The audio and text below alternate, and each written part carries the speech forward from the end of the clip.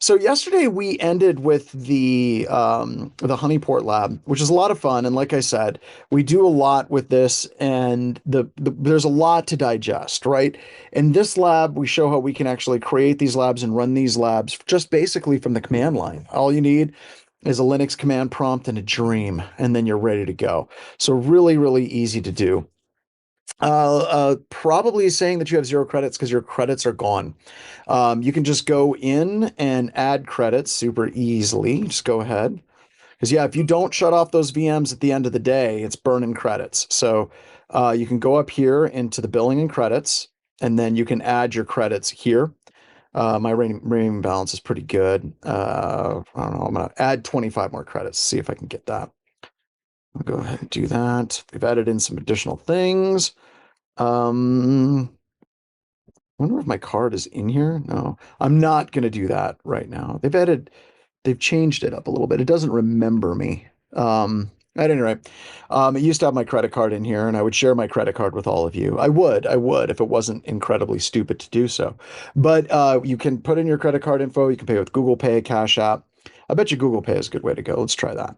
Let's try to do Google Pay because I've never done it with Google Pay. Pay now. Now what? There we go. Now I have 70. Look at that. I have 75 credits. Did you see that? It's just really, Jesse probably nailed it. When we joined the Wi-Fi lab yesterday, it probably boosted me another 16 credits because Jesse is smart. Jesse is wicked smart. So that's probably what happened. I like to think that I'm just getting free credits, but that's how you can add more credits to the class. So we give you a bucket of 16. You burn through those. Great. You can just buy some more. They're really, really cheap to work with. All right. So let's get rolling. So with this, we did it from the command line. That's cool. I think that that's neat. We also articulated that sometimes the risk that people have associated with this, isn't as big as they think it is, right? Because if they're thinking about it, they're like, well, if somebody spoofs an IP address, then we could lock ourselves out. And as we're seeing in this lab, that is not the case. Especially with the way this one is configured, it only triggers with a full established connection, which is really, really difficult to do in a standard, like world environment. It's almost impossible. I want to say almost everything's possible at some level. It's just really hard to do. To actually get it to trigger, we have to do a full connect scan, and that's where we do the little s and the capital T, and that establishes the fully established TCP IP three-way handshake whenever Nmap is trying to identify which port is open on it as well. So then we run it, and here's the Windows version of it. The Windows version of it is insane. I might have a lab on this some point in the future, but it pissed me off. It turns out trying to write things for a batch script in Windows is nutty because rather than doing just like, well, this is what Bash does, let's just do that. Microsoft had to create their own stuff from scratch because Bill Gates and Steve Ballmer hate you, I guess. I can't remember the guy that's running Microsoft now. He hates you too by putting the little Copilot button like right where it's the most conspicuous, where you're going to accidentally click on it or all the time. Just evil. Microsoft is doing its best to destroy itself at all times. Batch scripts are another example of that. One of my favorite examples of this, do you see where it says delims equals open bracket, close brackets? What does that mean the delimiters are? What does that mean the delimiters are? Anyone know? If you see open bracket and close bracket, it means the delimiters are, got some people typing, an array. That's a good guess. It's not right, but good guess. Every character. Whenever you do open bracket, close bracket, it means it's open bracket, close bracket, space, colon, and semicolon. That's okay though, because it's documented at the MSDN, right? Or TechNet? No, it's not. It's not actually documented cleanly anywhere on any Microsoft document anywhere. So just, it's a pain in the butt. No, I'm serious. I'm serious. I'm serious. And there's also two spaces after it. So it's technically open bracket, close bracket, space, space, tokens equal 4. That's how that one does on that. Yep, 2 spaces, right? So this does the same thing with the Microsoft firewall. There's also a whole bunch of PowerShell versions of this. We have one that's by Greg Foss. It's a pretty good one that you can just run with PowerShell. And really, the goal of all of these is really designed to give you greater visibility, right?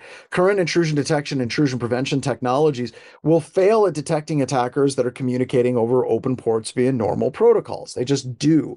If you can blend in and fly casual, it makes it really hard for defenses to actually detect that. This goes back to the Edward Snowden conundrum, right? For many organizations, they fundamentally lack the ability to detect if somebody sits down in their environment and starts pulling down a whole bunch of files. You should be able to detect that. Many organizations fundamentally lack the ability if somebody breaks into their organization and starts using built-in protocols like SSH, HTTPS, and HTTP in their environment. They don't detect that either. So this is one of those areas where these honeyports can kind of fill in internally and also externally. As I mentioned, rumor has it that Apple was using this a number of years ago, possibly still today, and they use this technology to kind of clean up that signal to noise ratio. When someone on the outside of the environment is actively scanning that environment, what can they do to actively stop and drop that attack traffic so it doesn't clog up the logs and their SOC analyst time in trying to do research on what attacks are actually hitting their environments as well. Also, this concept is flexible, right? We can run it in Windows, we can run it on Linux. We also can run it in Python and PowerShell, and even Ruby if you're so inclined. So there's a lot of opportunities in different incarnations of these types of honeyports that allow you to stop these types of attacks quite effectively. So why not run them everywhere? Right? I mean, you don't necessarily have to run it on every single system, but in each individual subnet, it may not be a bad idea. They are simple, they cause little to no impact to production whatsoever. They're incredibly low interaction, but there are some potential issues, right? You may run into messing with vulnerability assessment scanners.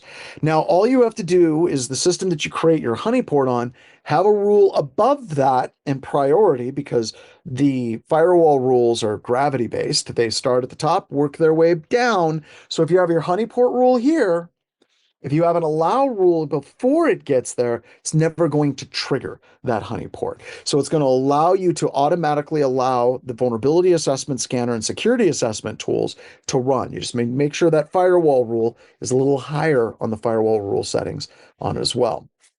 Now, as I mentioned, it is possible, although highly unlikely, that somebody could DOS a TCP/IP connection.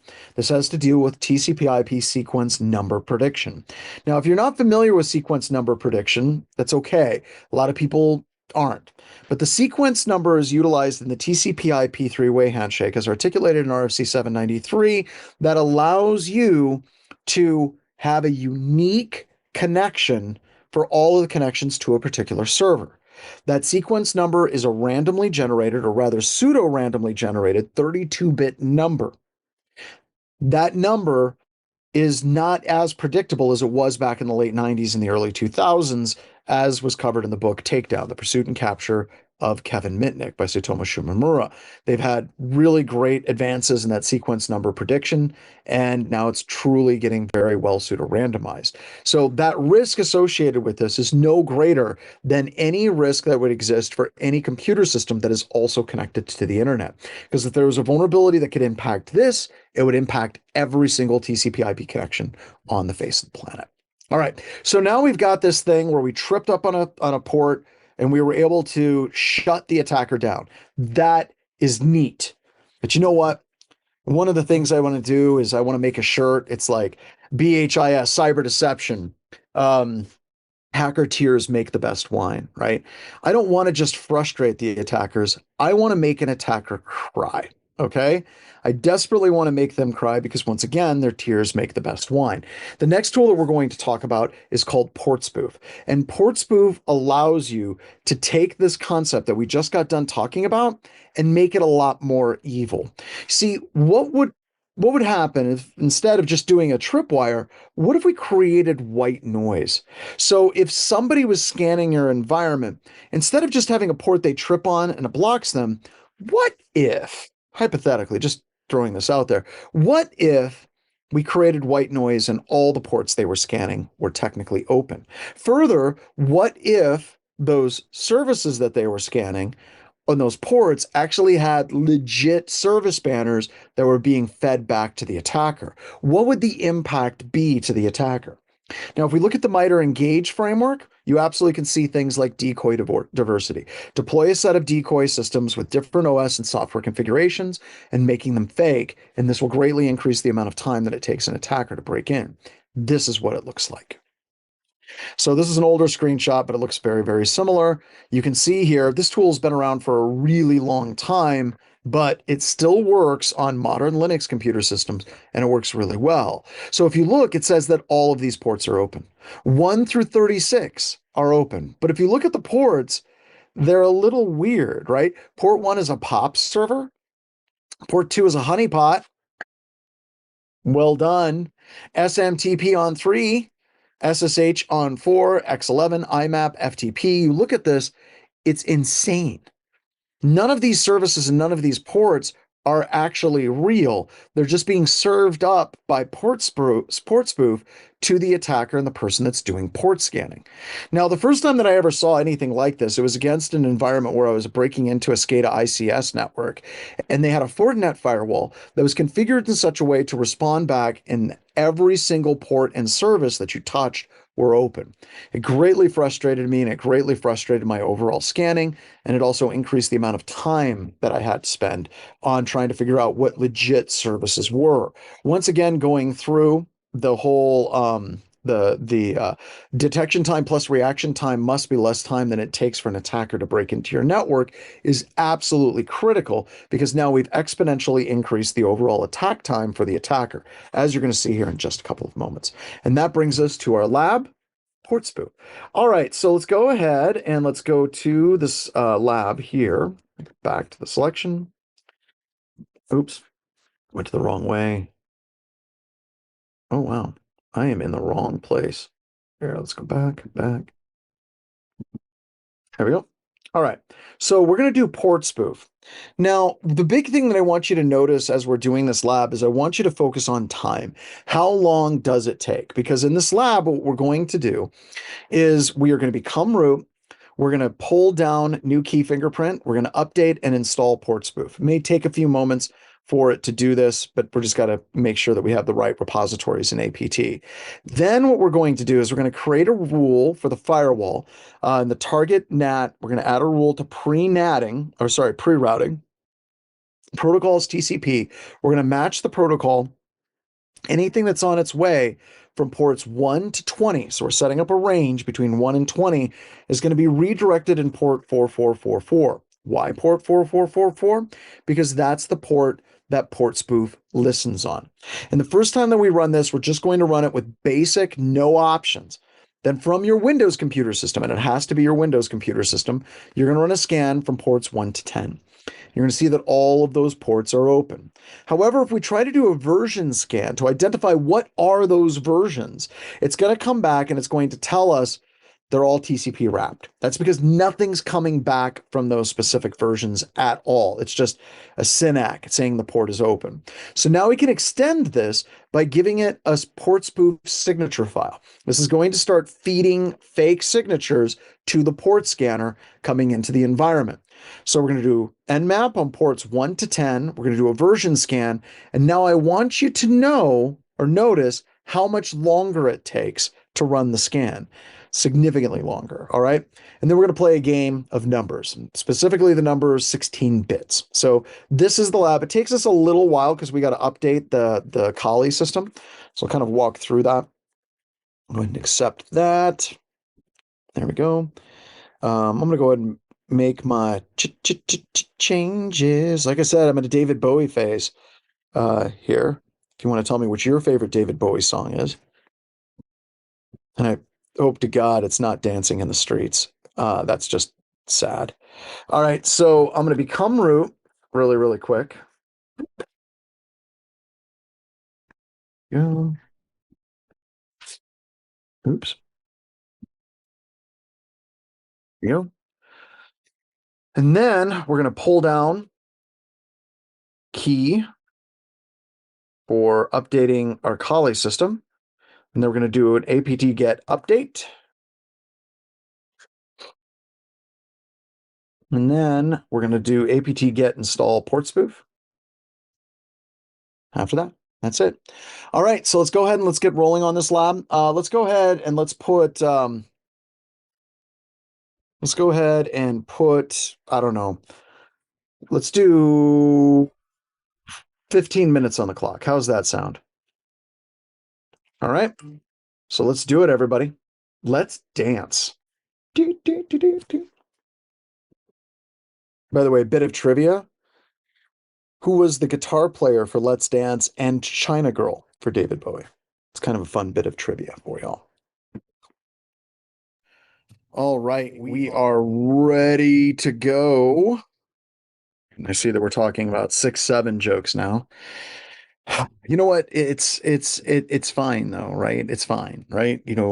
Every generation has their stupid stuff, right? Like, kids today are like 6-7.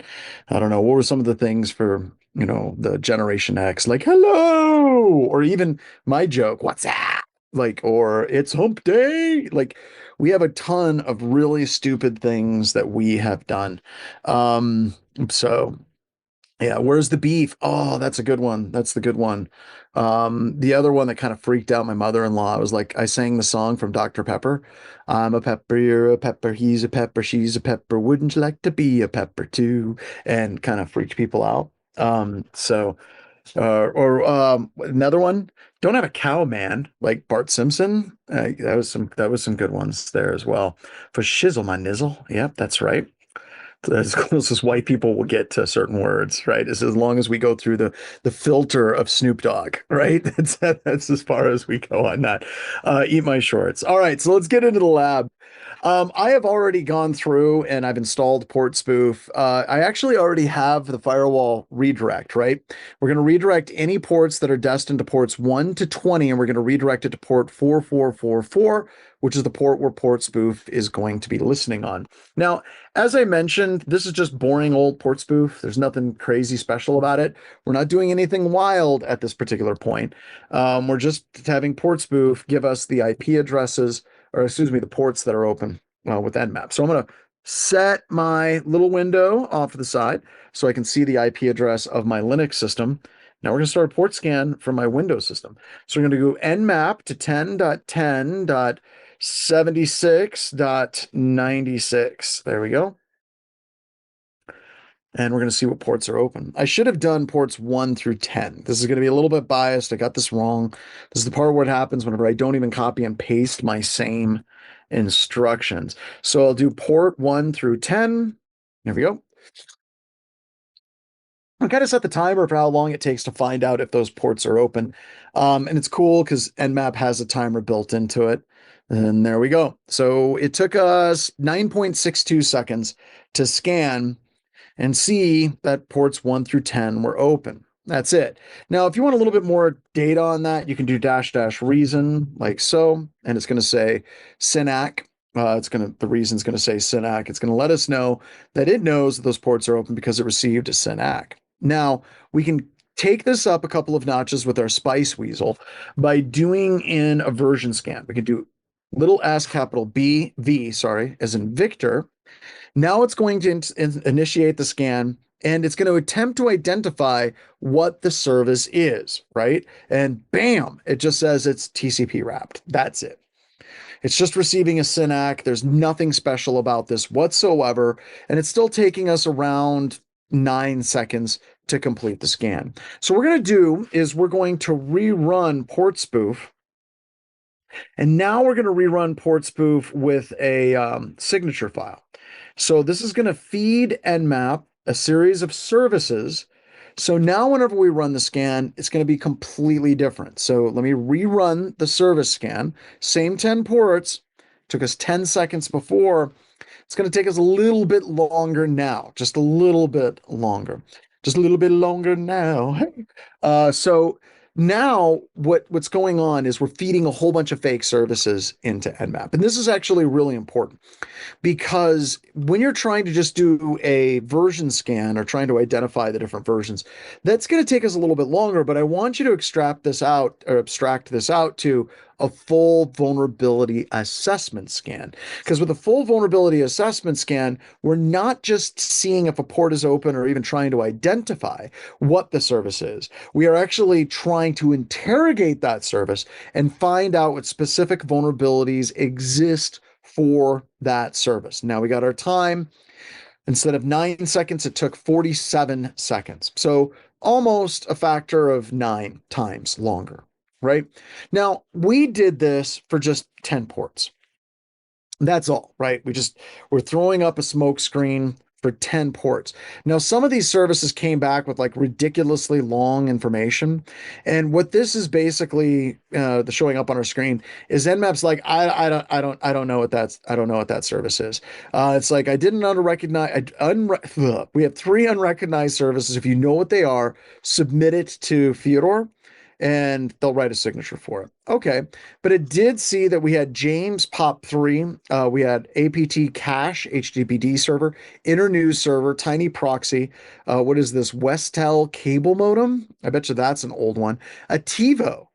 A TiVo Telnite daemon was listening on port 7. If we're talking about old things chat, there you go, right?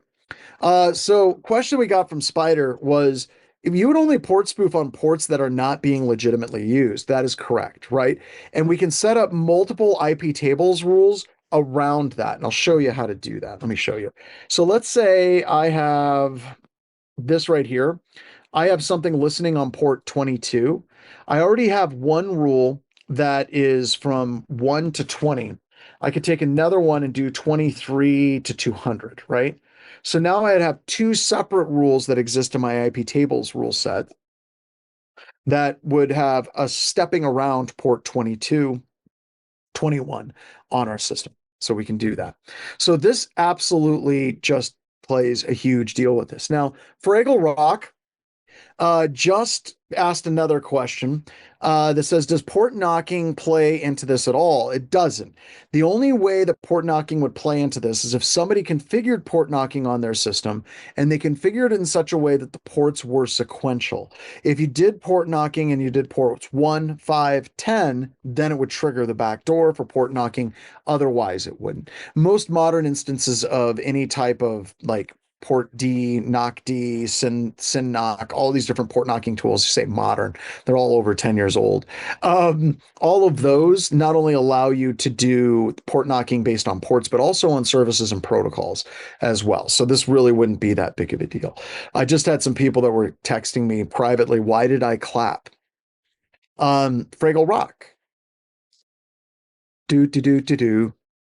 Do do do do do do. I can't remember the whole Fraggle Rock song. I can remember the notes, but dance your cares away, worries for another day. Let the children play. I don't know. Down at Fraggle Rock, down at Fraggle Rock. I don't know. But if you want, Fraggle Rock is the single greatest kid show of my childhood. I loved Fraggle Rock. The other thing about Fraggle Rock is I've heard a rumor that they're going to restart Fraggle Rock. I think for Amazon. So it's absolutely fantastic. ADHD style, diversions going on there as well. All right. So with all of this, hopefully you can see now we're greatly expanding it because now we're going to do some math. If we know that it takes us 47 seconds to scan 10 ports, how long does it take us to scan 65,536 ports, right? How long does it take? The answer is it's a long freaking time. A long freaking time. It's going to take forever, right? So I don't know. I think it's going to take days. So with this, you can actually set up a system that is your your port spoof system, and you could set it up into various subnets, and that's all you would need to completely drag down any type of vulnerability scanning that would be hitting your environment on that as well. Also, some people are saying that everything is derivative. There are new ideas, right? But if you look at honestly, go back to the 80s and look at the different sitcoms that were on. All the sitcoms were derivatives, right?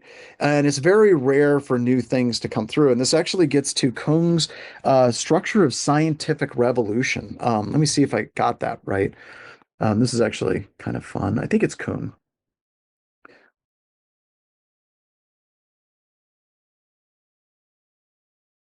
I have trouble typing when people are watching. Here we go. The structure of scientific revolutions. It turns out that whenever you're looking at this and you're talking about modern, whenever you're talking about modern art or you're talking about modern music, you're talking about TV shows, you're talking about any of these different things, there's direct parallels and corollaries to the scientific community.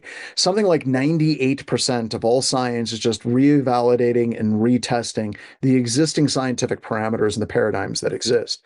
And what happens, you build up over a period of time.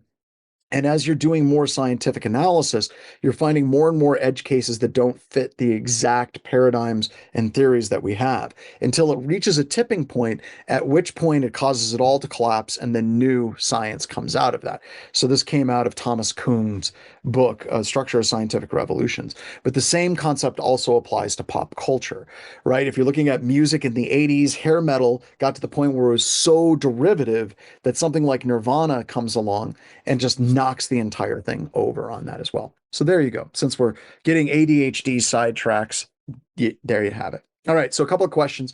Will you just set up an alert for port 4444 or all the ports that you spoof? For that one, I would just set up a log that somebody has hit the port spoof system. That would be it. So yeah, I just basically tied Thomas Kuhn to Kurt Cobain. So there you have it. So, all right. So once again, we're looking at the attacker time and the detection time plus reaction time.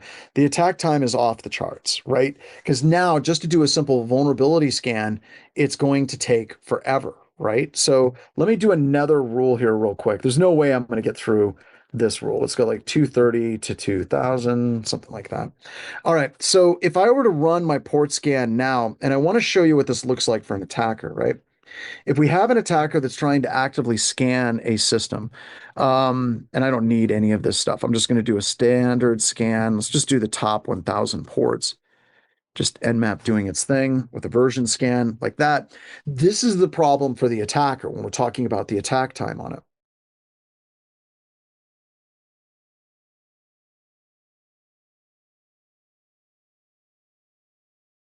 Yeah. Let's see if this takes a little bit longer. I think I've just broke my port spoof. Oh, it's not running. That's why I've got to turn it on. Hold on. Let me get port spoof running. There we go. Now it should work. I hate it whenever I go off-roading and I'm talking and I'm not completely thinking clearly. All right, so now I'm scanning 1,000 ports, and this is a problem. I'm not going to see the end of this as far as the class is concerned. I'll financially never recover. But what's going on is it's scanning, and Nmap is identifying that all of these different ports have valid services associated with them, which is fine. I think that that's good and fine. All right. But for me as an attacker, I'm not getting a really good feedback mechanism from Nmap about what's going on. So if I hit spacebar, Nmap's like, yep, host is up. I'm 3.59% done. I have roughly 13 minutes remaining. And now it's 15 minutes remaining. Now it's 16 minutes remaining. Now it's 16.15. That's kind of weird, right? But here's the issue. If you're an attacker and you're running a scan, you get into something called the sunk cost fallacy, right? This is something that exists when people are gambling. When you have people that are gambling, they lose and they lose and they lose, and they're like, you know what I need to do? I need to keep going, right? I need to keep going because I've been failing so much. I'm finally going to win, right? It's my luck has got to turn around, even though odds don't work that way.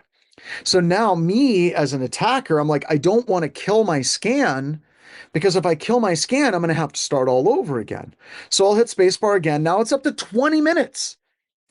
Time is working backwards. Like literally my port scan is moving faster than the speed of light and it's going backwards now, right? So I'm now completely freaked out. I don't know what's going on, but I'm not getting data. I'm not getting good solid data about now I'm up to 22 minutes, right? So as an attacker, there's nothing from Nmap that's explaining to me what is actually going on, right? It's just like, I'm almost done. Thank you. And then, cue the girl from Ipanema. It's just going to sit there and run forever. Okay. So this is what we're talking about with that attack time. Many times the attackers will just walk away. And when they walk away and they come back the next day, the scan will still be running because of the amount of ports that they're trying to scan. So we've just got them stuck in a way where their tools do not give them proper feedback mechanisms about what is going on. All right, so I'm going to destroy my VM because once again, I just like blowing crap up, right? Some men just like to watch the world burn, Master Bruce, right? So I'm going to go into my lab and we're going to seek and destroy the lab. To Metallica references, right? All right. So we just went through Portspoof. Pretty cool little lab. And with the idea of these honeyports and things like Portspoof, you should try to put them in as many places on the inside of your environment as you possibly can. Yes, turning off the VM will stop the credits from burning. Yep, that's right. All right. So now, if they're going through and they're scanning on all of these different things, we have a greater opportunity for us to be able to detect them because we're slowing them down. Their attack time is going up, and all of these things become detection opportunities for us as well. All right. So now we've created a fake port with, just a simple honey port that can trigger denying an attacker. We've wasted the attackers with the attacker's time with port spoof, right? Where now all of a sudden there's a whole bunch of fake ports, but we can go even further. We can go deeper, right? What we can do is we can play around with Keepo and Cowrie, right? What these tools do is now we're not just creating fake ports and a little bit of header information. We're now talking about creating entirely fake services that the attacker can actually interact with. And that is a completely different time waste for the attacker that we haven't really gotten into much on that at all. So I'm going to start up my lab. All right, so let's go ahead and let's get started. So Cowrie is different, right? From a simple little honeypot because it allows the attacker to interact with the service. There's also older version giving credit where credit's due, Keepo. Cowrie is now the new version. But Cowrie is an outstanding SSH honeypot that has really some cool configurations where you can change the banners, you can change the host name, automatically changes the SSH key fingerprint to make it a little bit more difficult for people to be able to detect this particular honeypot. I can actually go over to, let's go to Shodan. And let's do SSH. Let's see if we have any SSH honeypots that we can see.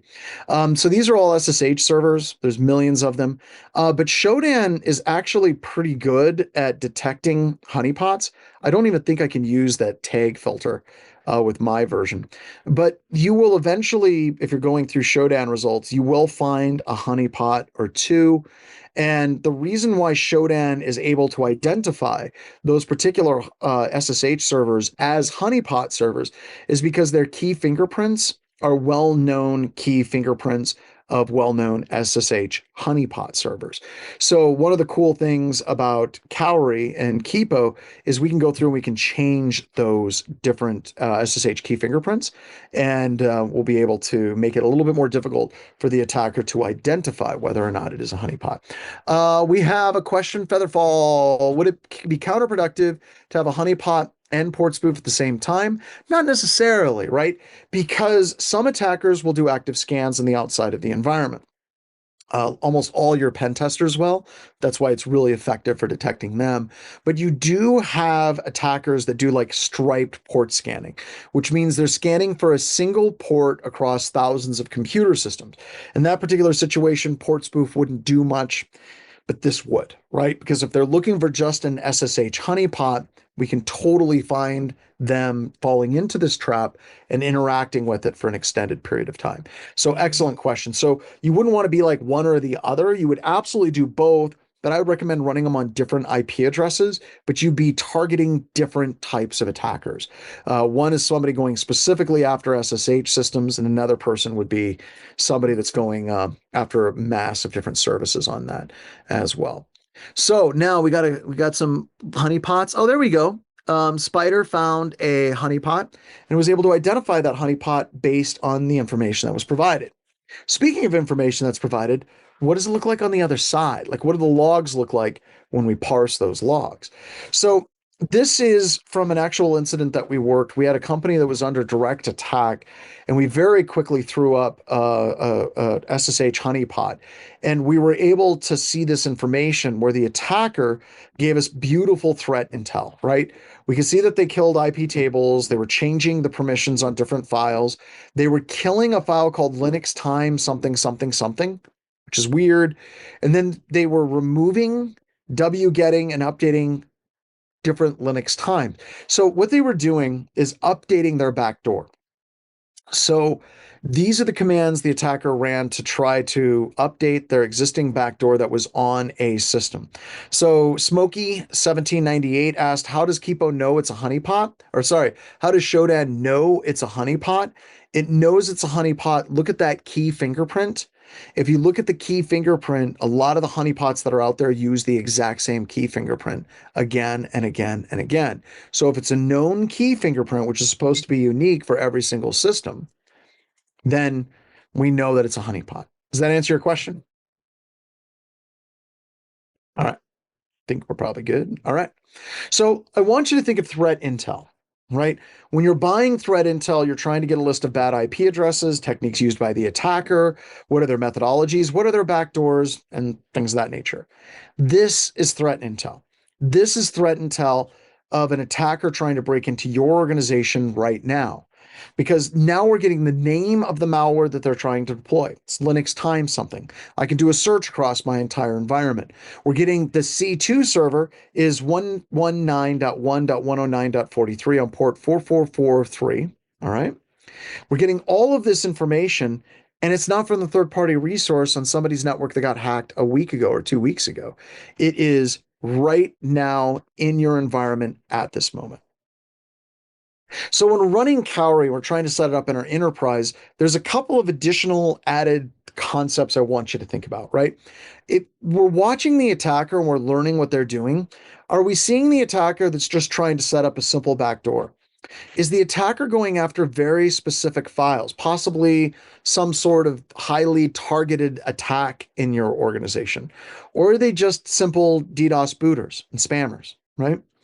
Do they have valid user IDs whenever they're trying to break in? And this is incredibly important because if we're looking at it from the perspective of a valid user ID, this means it's not a script kiddie. This means it's not somebody that's just spraying and praying, looking for any SSH servers that are out there, trying to fault creds. If they're trying to break into your organization with valid user IDs, and these user IDs exist in the domain controller, this is a targeted attack coming at your organization. Absolutely. So if you're looking at it, many organizations will have users that use their work email to register for third-party stuff. We're kind of talking about credential stuffing. Are they trying to use certain credentials? And maybe we could set up a validation system on the back end for those credentials to see if maybe those are real credentials that are in the environment, right? Because there may be a data breach somewhere that's leading a direct attack path into your environment as well. All right, so there we go. So now we're going to get into the lab. This lab takes a little while. There's a lot to it, a lot of cool stuff. So let me go back to the lab list right here, and we'll go to Cowrie like that. Now, in this lab, we're going to be running it in Kali. We're going to become root, and we're going to pull it down with Docker, right? So we're just going to pull it down, excuse me, with Docker. Pulls down the Docker image, quickest, easiest way to get it up and running, just running it via Docker. It means you can deploy it almost anywhere. Open up another Kali terminal. We're going to remove our .ssh known host file. Just get in the habit of doing this in this lab because it's going to change the key fingerprint every time you restart. And SSH will not connect to an SSH server if the key fingerprint changes. So you have to blow that away so you can reconnect. Then you're going to log into your SSH honeypot here. It's going to say, do you accept the key fingerprint? Type yes, try a password of 12345. Then you can run some commands, ID, who am I, and Then you go back to the logs in the other terminal, and you'll see those commands actually executing. Now, one of the problems with this is we're looking at the prompt and we're looking at the banner associated with this. And this is one of those areas where you could write a signature, for Cowrie. And you could say, oh, this is in fact an SSH honeypot. So what we're going to do is we're going to kill the Cowrie session. Then we're going to go through and we are going to edit the files for the Cowrie honeypot to change. Now, one of the things I hate about Docker is this overcomplicated, unique GUIDs that they generate. So it's kind of a pain in the ass. I'm just warning you. It's a long file, but we're basically just editing the cowrie.cfg.dst. Okay. So we're going to change it. It's really horrible. So we're going to go through, it's the writable layer of our container, and then we're going to edit this. So we're going to vim this file, and you can go through and you can put in anything you want for the server name. So instead of it being server 4, you can make it totally not a trap. Then you're going to type escape :WQ and then return. And then we're going to rerun Cowrie again.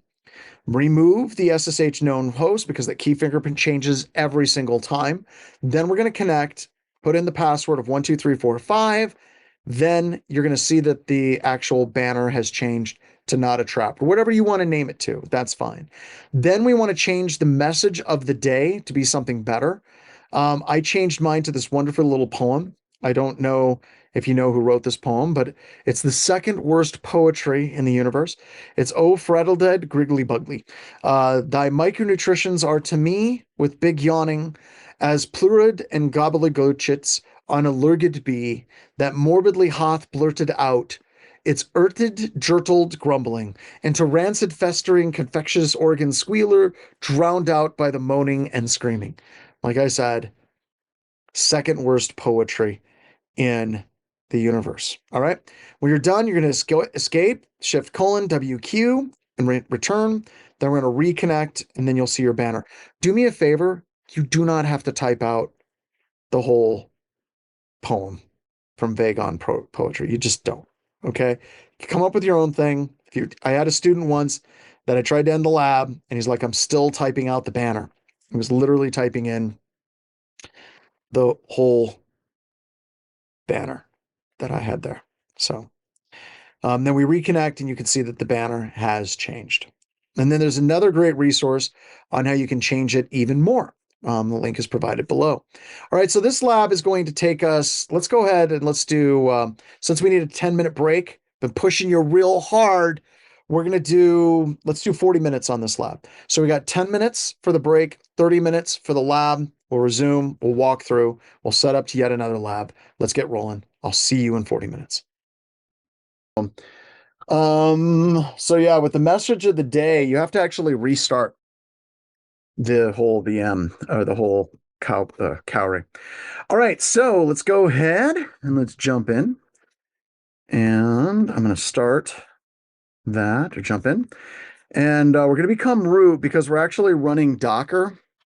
Hey, John, can you reshare your screen? Oh, wait a minute. Let me stop share, reshare. Should be able to see it now. We good? Yep. All right. All right. So I'm going to open up my Kali terminal. Go ahead and change the settings. Here we go. Bold 18. There we go. And then we're going to become root because we have to be, right? And then we're just going to do Docker and run that, that container associated with it. Now, while this is getting set up, we do want to open up another Kali terminal, right? Because we're going to have one is going to be running the Docker image, right? And then the other one is where we're going to actually connect to that Docker image as well. So we kind of have that breakdown there. So just waiting for it to pop up. There we go. Yeah, we got it. Then we're going to connect to it. And it's kind of cool because the Docker container on the left-hand side is actually showing us the logs associated with it.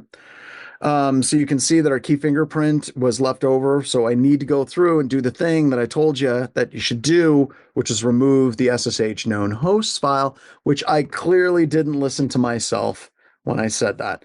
Like I said, it's me again. All right, now we're going to connect.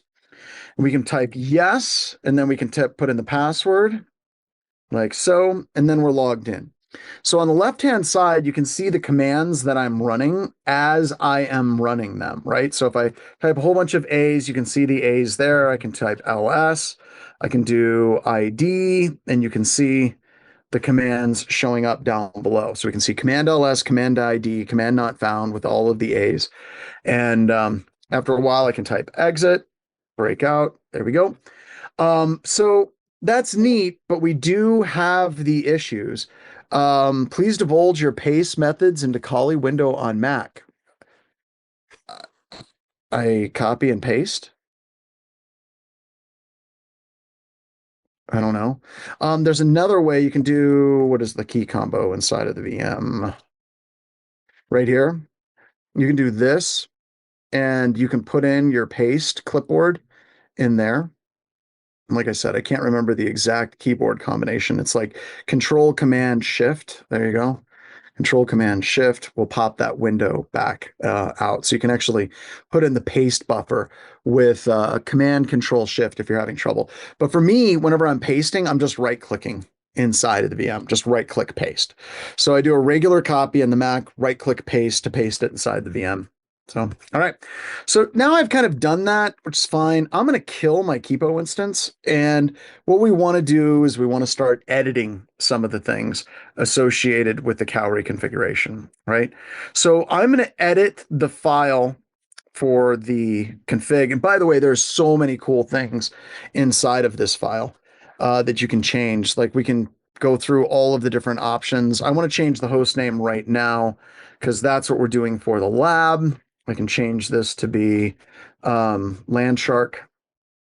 There we go. And then you can change log path variables, where you're going to download if somebody tries to download a file, where those are going to be. There is so much that you can do here, like honeyfs text commands, and this explains what those different texts are. So if you're looking at it like honeyfs is the virtual file system, this is only used by commands like cat to display the contents of file. Adding files here is not enough for them to appear in the honeypot. The actual virtual file system is kept in the file system file, see below. So you add commands to the honeyfs, then you have the text command path. So it's explaining all of this super cool stuff that you can change within Cowrie itself, right? Date timestamp is utok, like God intended us to do. So lots of configs. We don't even touch the beginning of what you can do with Cowrie because we need to make it a lab that's like long enough for people to work with. So I'm going to write and quit that, and then I'm going to restart my Docker container, and then we'll see if my my banner changes. Oops, I got to delete that SSH known file. Then I'm going to SSH in, type yes, sir, 1, 2, 3, 4, 5.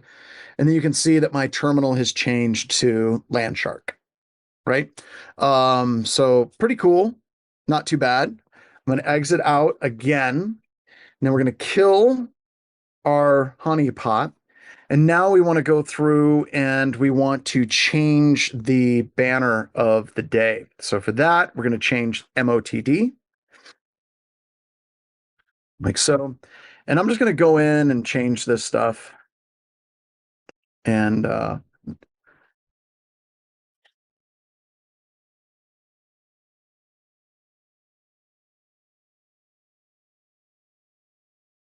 we go. Just changing the message of the day to be something from Seinfeld, or you know what? We should probably keep it in line with what we were talking about here. So like that, 6, 7. There we go. There we go.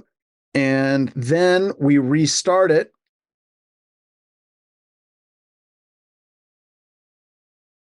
There we go. And I've got to remove my key, come back in.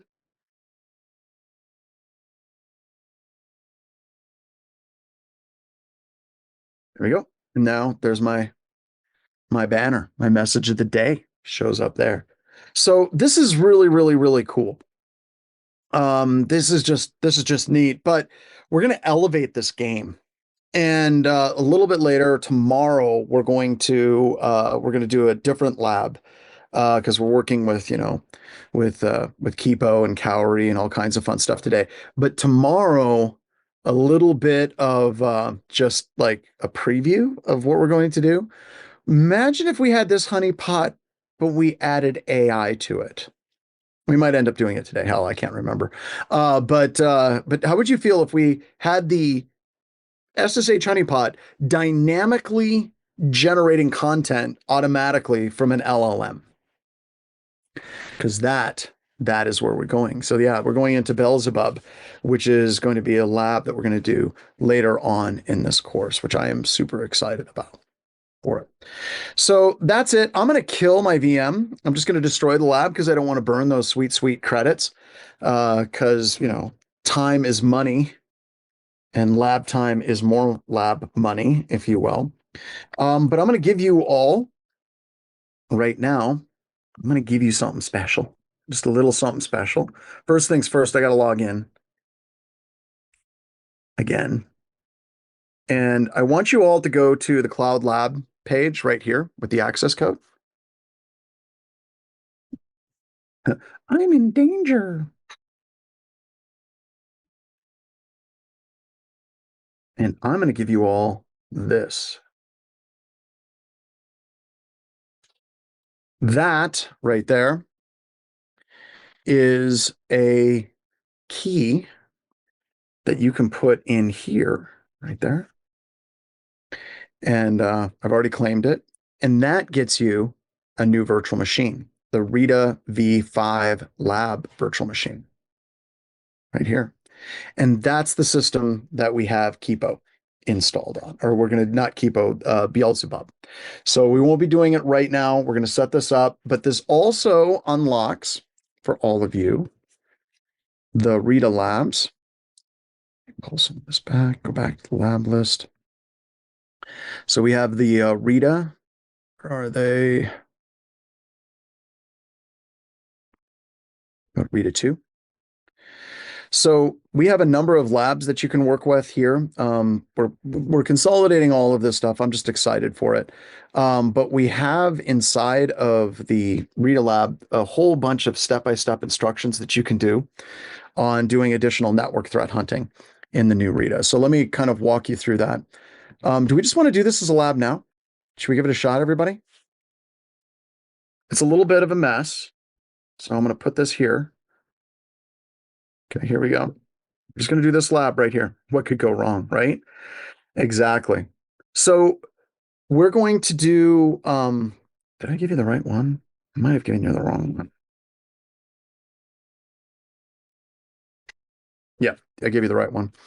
All right, so this is the new RITA, and it's kind of combining a little bit of graphical user interface and some things. So we're kind of revisiting the network threat hunting. So if you're like, what the hell are we doing? In order to get you all set up to use Beelzebub, we had to update to a different version. It wasn't installing on Kali, but it did install on Ubuntu. So what we're doing is we're getting you access to an Ubuntu system, and that Ubuntu system just so happens to be the RITA virtual machine. So we're going to do another network threat hunting lab with this, with a series of questions associated with it, but I want to show you how it works. So if I go into my cloud labs, what I do with this one is, let's go ahead and start it up. Did everyone get the RITA code right here?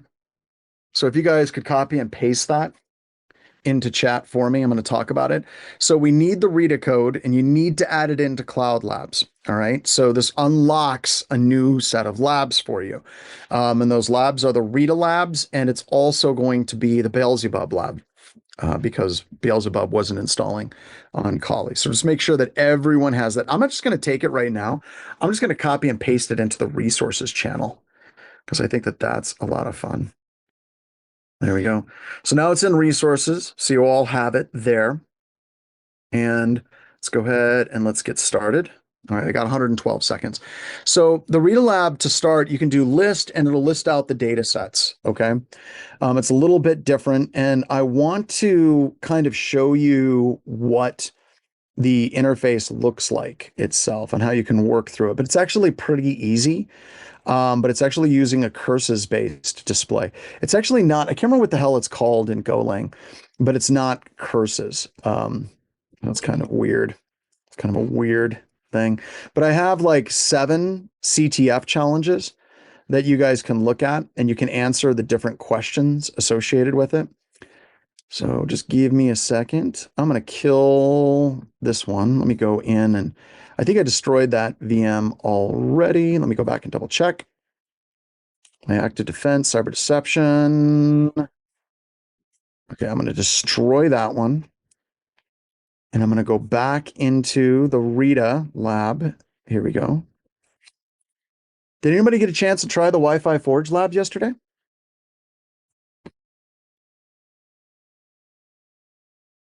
Anyone? I don't know if anyone got a chance to. Not yet. Well, you should get a chance to play with those. Kind of fun. Okay. So 29 seconds feels like an eternity, right? Oh, Taco Tuesday. Tacos sounds so good right now. I got to be honest, like tacos, like the really cheap tacos that you get from Taco John's. I don't know if Taco John's is in your area, but like doing Taco Tuesday, where they give you like a 6-pack and a pound. So you get 6 tacos and a pound of potato olays. I don't need that in my life. I really don't. All right, I'm going to connect via SSH, and I'm going to show you kind of around the new RITA. So this is the new one. This is actually like crazy fast version of RITA. It's no longer running a backend database of Mongo. It's using ClickHouse as the backend for it. So there we go. We just did RITA list, and then these are the data sets that are loaded into RITA. And if we want to see one of them, we can view the data set. So this is RITA view slow and steady beacon. Do that. And then you can see the entire interface in RITA is completely different, right? And my stuff is all over the place. So you can go through and you can select each one of these, and instead of it just like being a database with rows and columns, you can actually click through and you can see the data associated with them. And you can go through multiple different pages by using your right and left keys, and you can go up and down and get the data associated with that specific beacon. So you have the source, you have the destination, right? And then on the right-hand side, it's giving you the prevalence. It's like a unique signature. Seen for 23 hours, there's a MIME mistype, the connection types, the total bytes, and the data. It's giving you the threat modifiers. So it has a beacon score, perfect beacon score of 100%. So really, really, really cool. So Control C kills it. So Control C gets out of that particular data set. And then we have questions like, which is the internal IP address? What's the external? What's the protocol and port? What's the beacon score? What's the connection count? Now, part 2 is just a different data set. What's the internal IP address? What's the fully qualified domain name? So if we go to RITA list on that, there we go. And then we do connect on the beacon jitter data set, like so. So what's the question it's asking here? It's saying, what's the internal host IP address connecting to the fully qualified domain name? We can see that we have, what is it? Connectivity check. We have timeserversync.com. All right. And the answers to all of these are down below right here. You can see all of the answers provided below. We can look at what is the number of bytes, what's the port and protocol, like all of these different things are provided here. And they're all ready to go. All right. So this is the new RITA. And like I said, to get out of this, you hit Control C, and then you get back to your command prompt. And then you're set up. You've been introduced to the lab. I'll give you all about 15 minutes because we can do this in a break as well. I do SSH, L Morgana. I do SSH, so I recommend just using SSH because it's really easy. You got the command prompt right there. So let's do 15 minutes. We'll resume, and then we'll get started again with the rest of the labs. So let's get rolling. All righty. So there you go. So like I said, I just wanted to get us set up so we are good to go when we do a honeypot lab a little bit later that's using AI. We might actually close that one out today because it takes a little while. And part of what you need to do is set up ChatGPT credentials because you're going to create an API key and then you will it'll log into ChatGPT and it'll pull the data, which is kind of fun. All right, but let's keep going on the slides. All right, now we did that and we are here. Now, other tools do very similar things whenever it comes to creating different services and honeypots associated with those services. And I want to do a call out to a sister pen testing organization and security organization, Trusted Sec, Dave Kennedy, somebody that I've spent way too much time uncomfortably hugging in my career, but that's what you get from Dave. So Artillery is a really neat honeypot tool that it has the ability to stand up multiple different services for the honeypot. It has the capability of doing ports 135, 445 for RPC and SMB, 1433, and 5900 for VNC. Now, that's kind of a giveaway for this tool because if anybody scans a system and it has the artillery ports open, it's probably a pretty good indication that it's artillery. But that is, in fact, configurable. You can go into Artillery and you can choose which ports and services you want it to actually provide. Also has some really cool email alerts and also has some file monitoring that you can put on a system. I don't know. Can you guys think of what files do you think attackers would go for if they got onto a Linux computer system? Hmm. Hmm. Like Etsy shadow, Etsy password, things like that, right? Absolutely. So you have the capability of doing that type of monitoring for the files on a computer system as well, which I think is just great. Now, this is also a little bit of foreshadowing for a lab that's going to be coming up here in a little bit called Canary tokens. On Windows computer systems, you can do something very similar. On a Windows computer system, you can create an alert when someone tries to run a specific command on that computer system. Now, the way that this one works is it creates a registry. It creates a registry key that as soon as somebody tries to run that process, like let's say net.exe or net1.exe, like so, then I can put in my email address and then I can be like net1 and then I can create that canary. What it does is it's going to generate a registry file that will, here, let me show you what it looks like here. Let's go over to this one.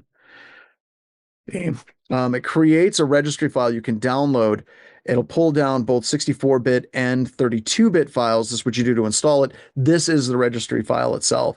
And it's just basically a registry key that as soon as somebody accesses the net1 command, it generates alert. So this is really cool because it allows you to generate file tripwires on Windows computer systems that attackers can step on as well. So we'll be doing more with Canary tokens here in just a little bit. Now, we had mentioned evil web servers with the tool Spidertrap, but you can actually implement this in a number of different platforms. We can do ASP.NET, we can do Nginx, we can do PHP. And since I was telling you today is a David Bowie day, right? Some people were like, I'm not a huge fan of David Bowie. I can totally understand that. I wasn't either until I got into the hunky-dory Ziggy Stardust and the Spiders from Mars era, and specifically Ziggy Stardust and the Spiders from Mars Live. There's a great album on Spotify, and it's like really badass. You should go listen to it. It's way better than the studio album. But at any rate, in honor of David Bowie, who passed away a little while ago, this particular tool is called Web Labyrinth, right? So based on the movies by Ben Jackson, based on the movie Labyrinth, of course, another classic 80s movie as well. By the way, I just want to call out that David Bowie's like the only person I know that has like 80s hair at this time. And like, now he pulls that crap off. Pulls that crap off really well. So you can put it inside of your PHP environment, and it has a bunch of really cool features associated with it. One of my favorite features is the random wheel of chance. So imagine you're playing Dungeons and Dragons. And while you're playing Dungeons and Dragons, you're ultimately going to be using a D20, right? Now imagine that D20 is a D100. Now we're talking, right? Big, huge D100. They actually make D100 dice, by the way, if someone can throw some of those. Yes, Black Star was perfect for what it was. Very much had a lot more experimental jazz fusion, but I respect the brilliance of it, and the lyrics were amazing as well. So D100. Now imagine we roll the D100, and if the error chance is between it hits 16, then we can say 404 not found. If it hits 23, it's forbidden. If it lands on 42, it gets to just WTF, payments required. Now, this is to kind of confuse some of the automated tools, to kind of give them a different look, so you're not giving 200 messages again and again and again and again. By the way, somebody just posted "The Man Who Sold the World," one of the greatest David Bowie songs. The actual album itself, not that great. Fantastic song, not my favorite album. All right. You also have the ability of inputting a file. And what it does with the file is it takes random text from the file and randomly converts the words in that text into random directories. So instead of having to feed it a directory list like we did with Spider Trap, you just give it a text file. And by the way, I really love how Ben put this in. Does anybody know what the name of the book is that he put in? Straight up, like a hot rod, buttered toast, no longer to be over afterward occurs that she had felt, which certainly has not fallen into this up like a telescope, waistcoat pocket, a watch. What book is this? Yeah. Through the Looking Glass. Right. So Alice in Wonderland. Right. So that's the default text. You can change that text to be just about anything you want it to be. One of the things that you could do, and that I've done in some environments, instead of using Alice in Wonderland, what if we wanted absolutely every response that the web crawler was hitting to be something that would absolutely trigger an IDS alert? So this is one of the fun things that you can do to kind of mess with attackers. In this example, I replaced Alice in Wonderland with the Snort signature files. So literally throwing Snort signatures right at the attackers, or cross-site scripting and cross-site request forgery. You can take OWASP's cross-site scripting cheat sheet and throw it at the attackers as well. You can get really creative in how you actually do this in tripping alerts. Now, getting into some application-specific honeypots, right? We did one for Cowrie. That was pretty cool. We have some more that we can do as well. There are honeypots that mimic specific applications. Think of more uniform environments like SCADA style environments. The goal in this is to blend in with existing servers. And once again, a lot of these servers show up in batches, like SCADA, once again. Also can be used outside of a network, right? To put it on the outside. We do this at Black Hills Information Security, which, by the way, there's a number of different companies out there that do like security scorecard services where they scan the outside of your environment and they say whether or not you're secure. We actually were getting like D's and F's, and we were like, what the hell? Like, is our security that bad at Black Hills InfoSec that we're getting D's and F's in our security scorecard? Turns out that the security scorecard services were tripping all over our honeypots. So we went to the security scorecards company. I can't remember what the name of the one. There's like the big one. We went to them and we're like, yeah, you guys are hitting our honeypots. We have a D. And they're like, well, that sucks to be you. So we literally had to become customers so that we could remove our honeypots from our security scorecard service.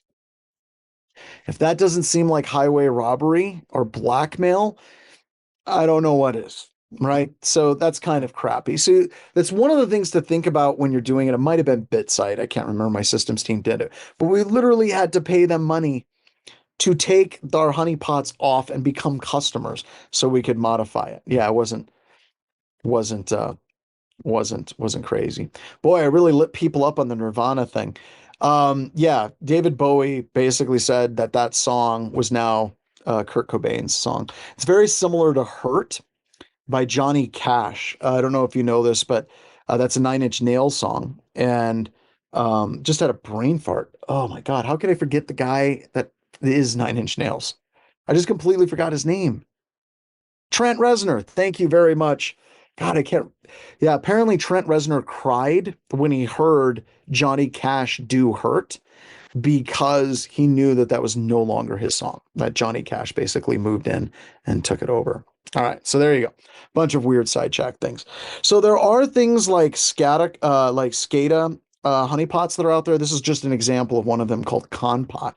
And this gets back to what we were discussing earlier when we were looking at Shodan, right?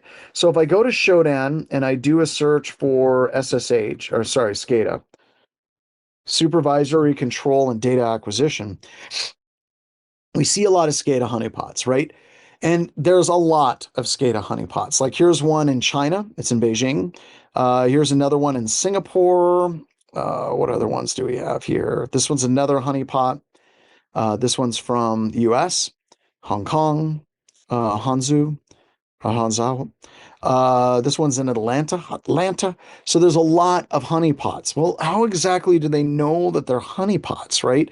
Well, part of the reasoning why they know that they're honeypots is once again looking at some of those core configurations associated with the honeypot server and looking for configuration parameters that are well-known honeypot parameters, right? So I tried to open this one. It didn't work. Let's see if I can just go to which Shodan sees on it. But yeah, it's got a web server, but it says it's not secure. That, no, it's not going to open it for me. All right, whatever. Good enough. That's fine. But the reason why is whenever you interrogate these particular services for SCADA, there are things that show up in honeypots yet again that are the consistent like same value. So if we're looking at like an S7 ID, this is Siemens equipment, it says the S7 value for the system is 881112222. Right? It's always that same S7 ID. Over here, we got the facility name is Mauser facility. We got the type is Technodrome. This one is Siemens AG. We have what is it, 72 showing up down here, Modbus Slave Block A. So all of these they come with this honeypot, which is fine, but they are not modified at runtime.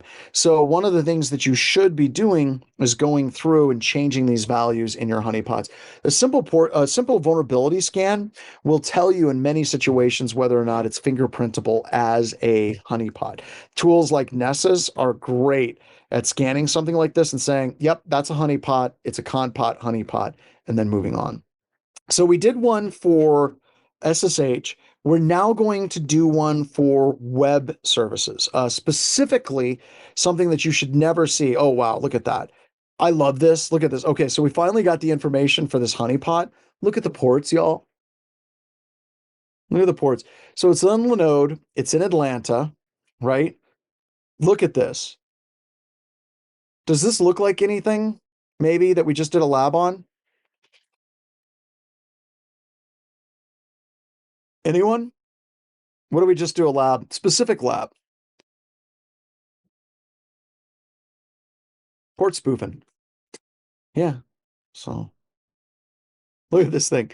It's cloud, cryptocurrency, database, DevOps, end of life, operating system, end of life product, honeypot, proxy, self-sign, start, utils, and VPN. That is crazy pills, right? So don't make your honeypots this obvious, y'all. This is obvious honeypot is obvious, right? All right, so let's get into the lab.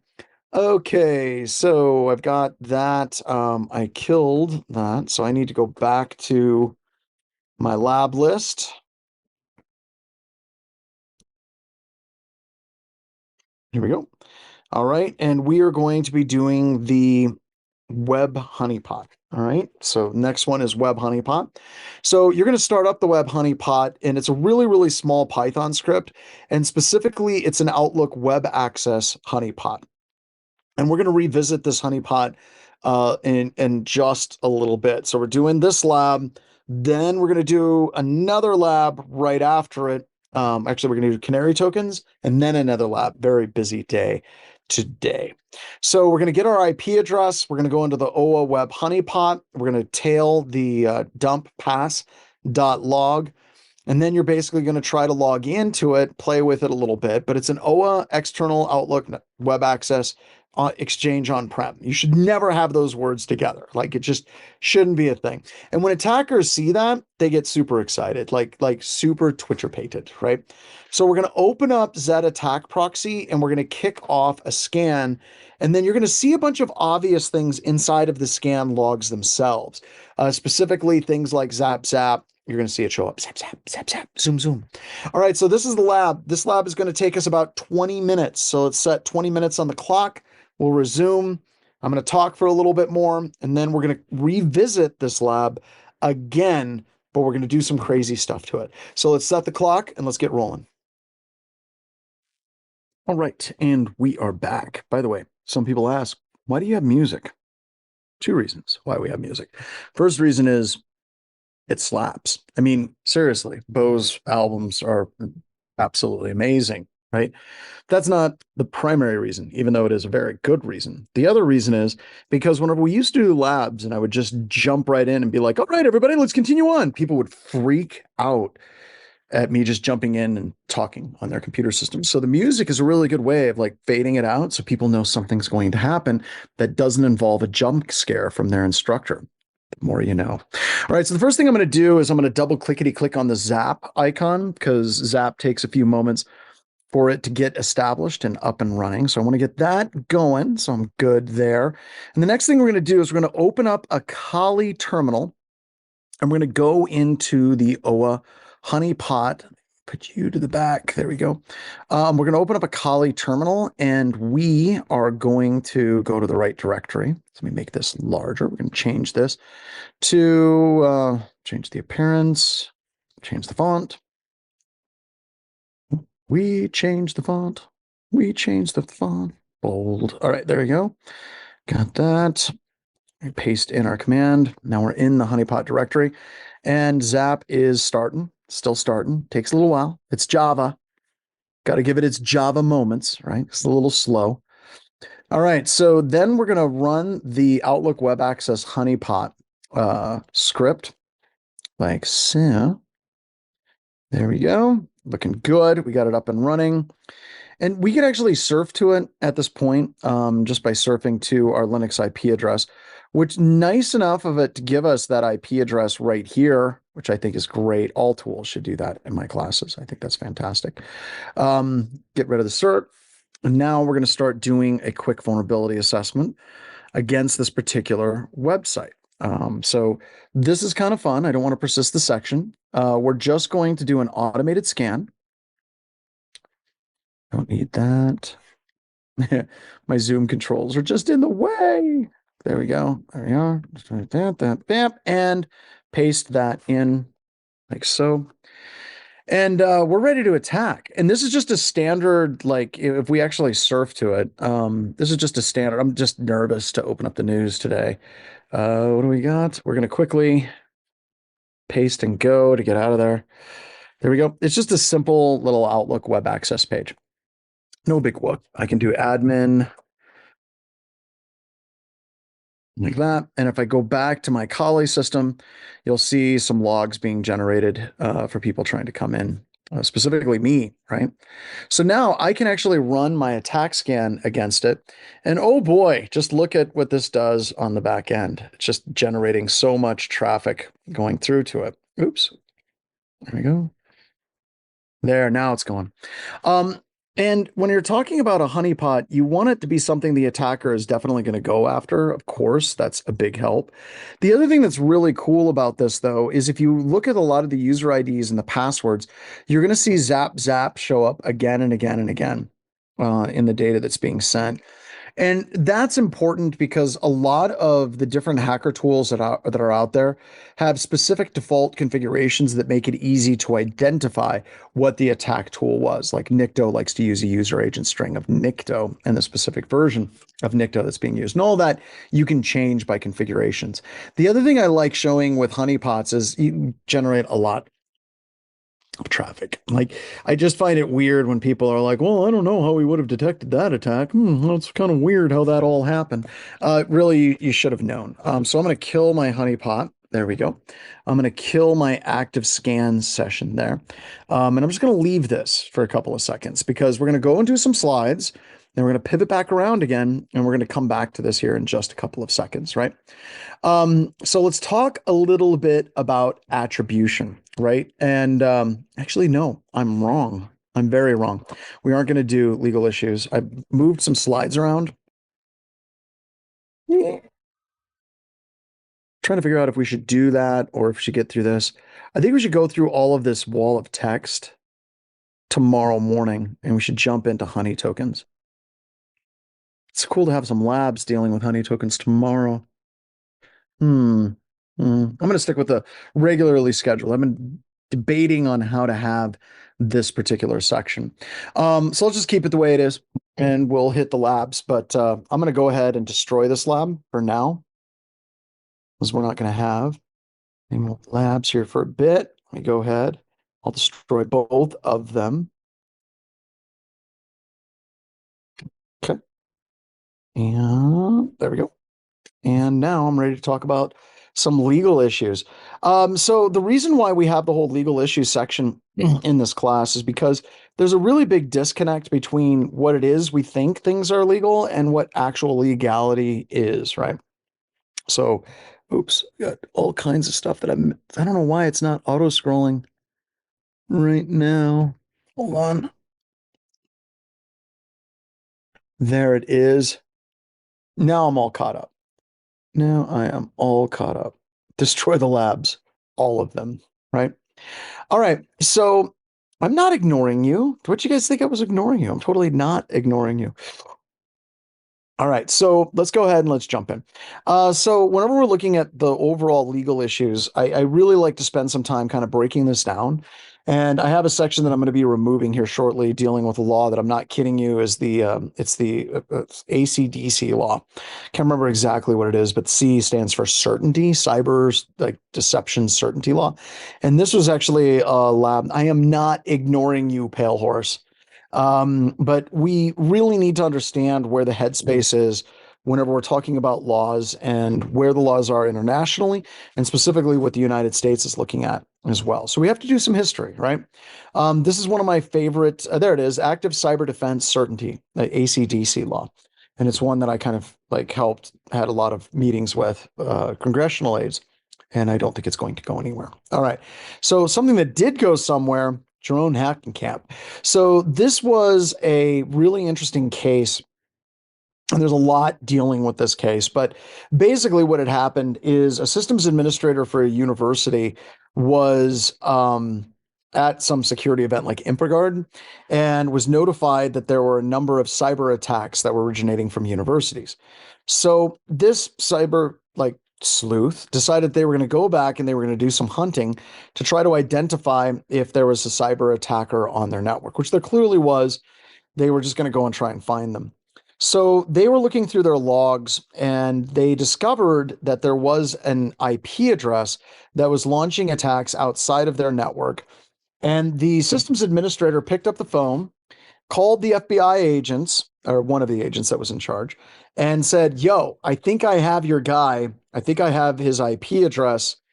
And the FBI agent said, wait, let us get a warrant. Systems administrator said, no, I know the room that the student is in. You see, Jerome Hackenkamp was a student of the university, was staying in the dorms, and the systems administrator was able to identify the exact switch port that was associated with the attacks and which room in the university was associated with that switch port. So like, I'm going to go look at this computer and I'm going to go look at the student's room. Law enforcement agent said, please don't do that. Let us get a warrant. We can totally get a warrant.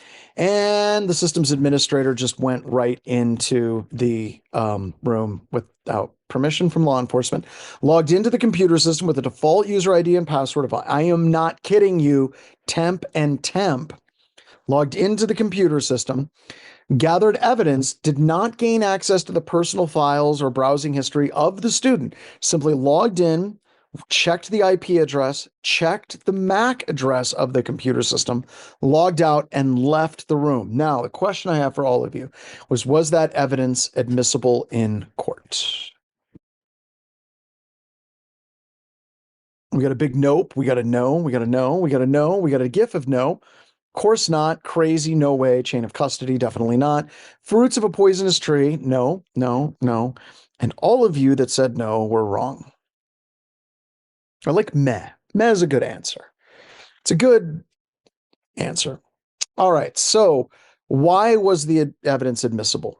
First and foremost, was the system administrator acting as an agent of law enforcement if they went directly against the orders of law enforcement?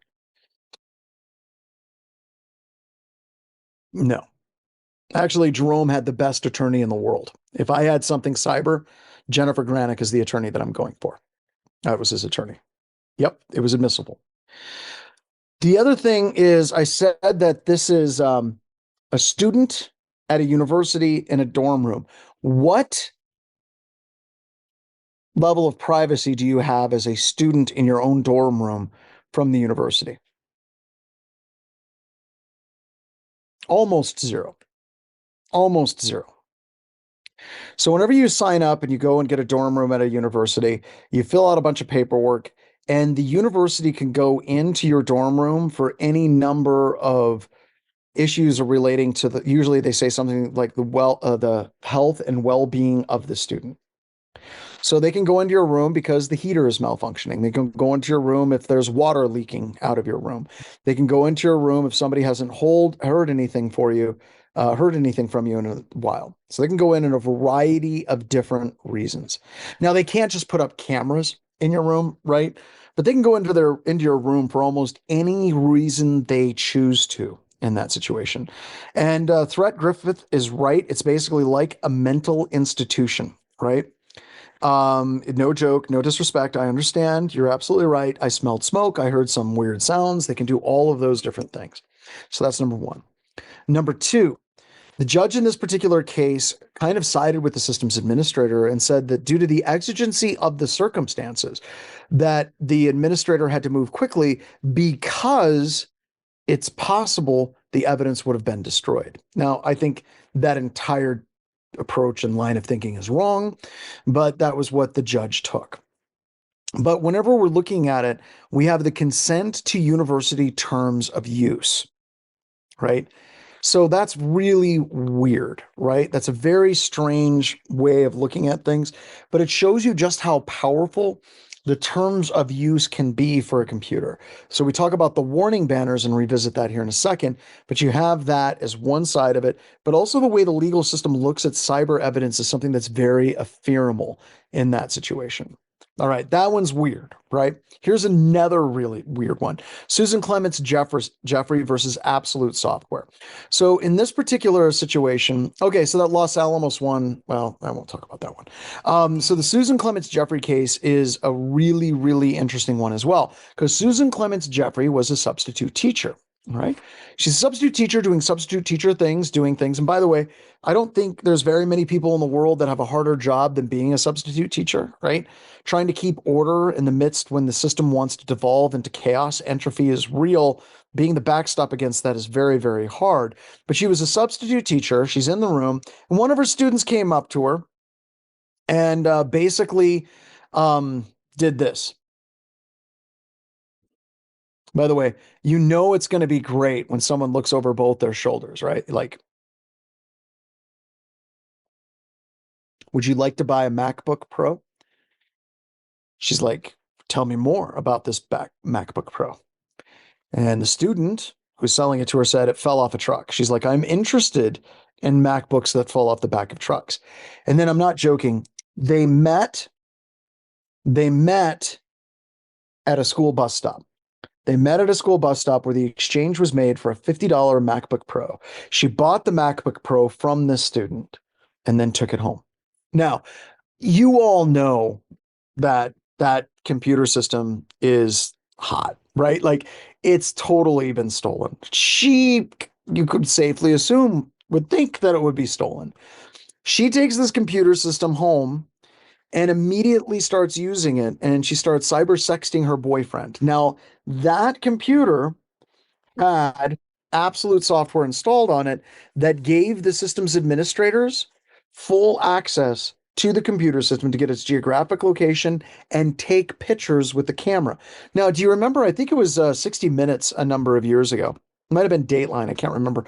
There was a systems administrator for a university that was showing off the power and capability of their monitoring software on their computer system and was showing how they could take pictures of kids at home on their computer systems, right? That's just crazy. So in this situation, law enforcement working with the school system that the university, not the university, the school system where the computer was stolen from, took multiple pictures of Susan Clements Jeffrey in various states of undress and sexual activity. Now, the question I'm going to ask you, is, does Susan Clements Jeffries have any right to privacy on that computer system? Remember, the computer system is stolen. It was a hot computer system. It was somebody else's computer system. But did she have a right to privacy? This is interesting because here's what Judge Walter Rice said. Judge Walter Rice said it is one thing to cause a stolen computer system to report its IP address or geographic location in an effort to track it down. It is something entirely different to violate federal wiretapping laws by intercepting the electronic communications of the person using the stolen laptop. This is important. This is really, really, really important. There are certain things that you have privacy, that you have right to privacy for, and there's certain things you don't. So this goes back to the Brandeis Court in the 60s. At least I think it was, I'm pretty sure it was the Brandeis Court. Having trouble remembering all of my constitutional law classes. But at any rate, a long time ago in a galaxy far, far, far away, before there was even computer systems, a group of law enforcement agents in a local police department in a small town. They had someone in the town that they thought was creepy and weird. So what they did is they sent a letter to the creepy and weird person, and they said, "Dear sir or madam, would you be interested in acquiring some child pornography?" This particular individual wrote back and said, "No, I am not interested in any child pornography that you have," and sent the letter back.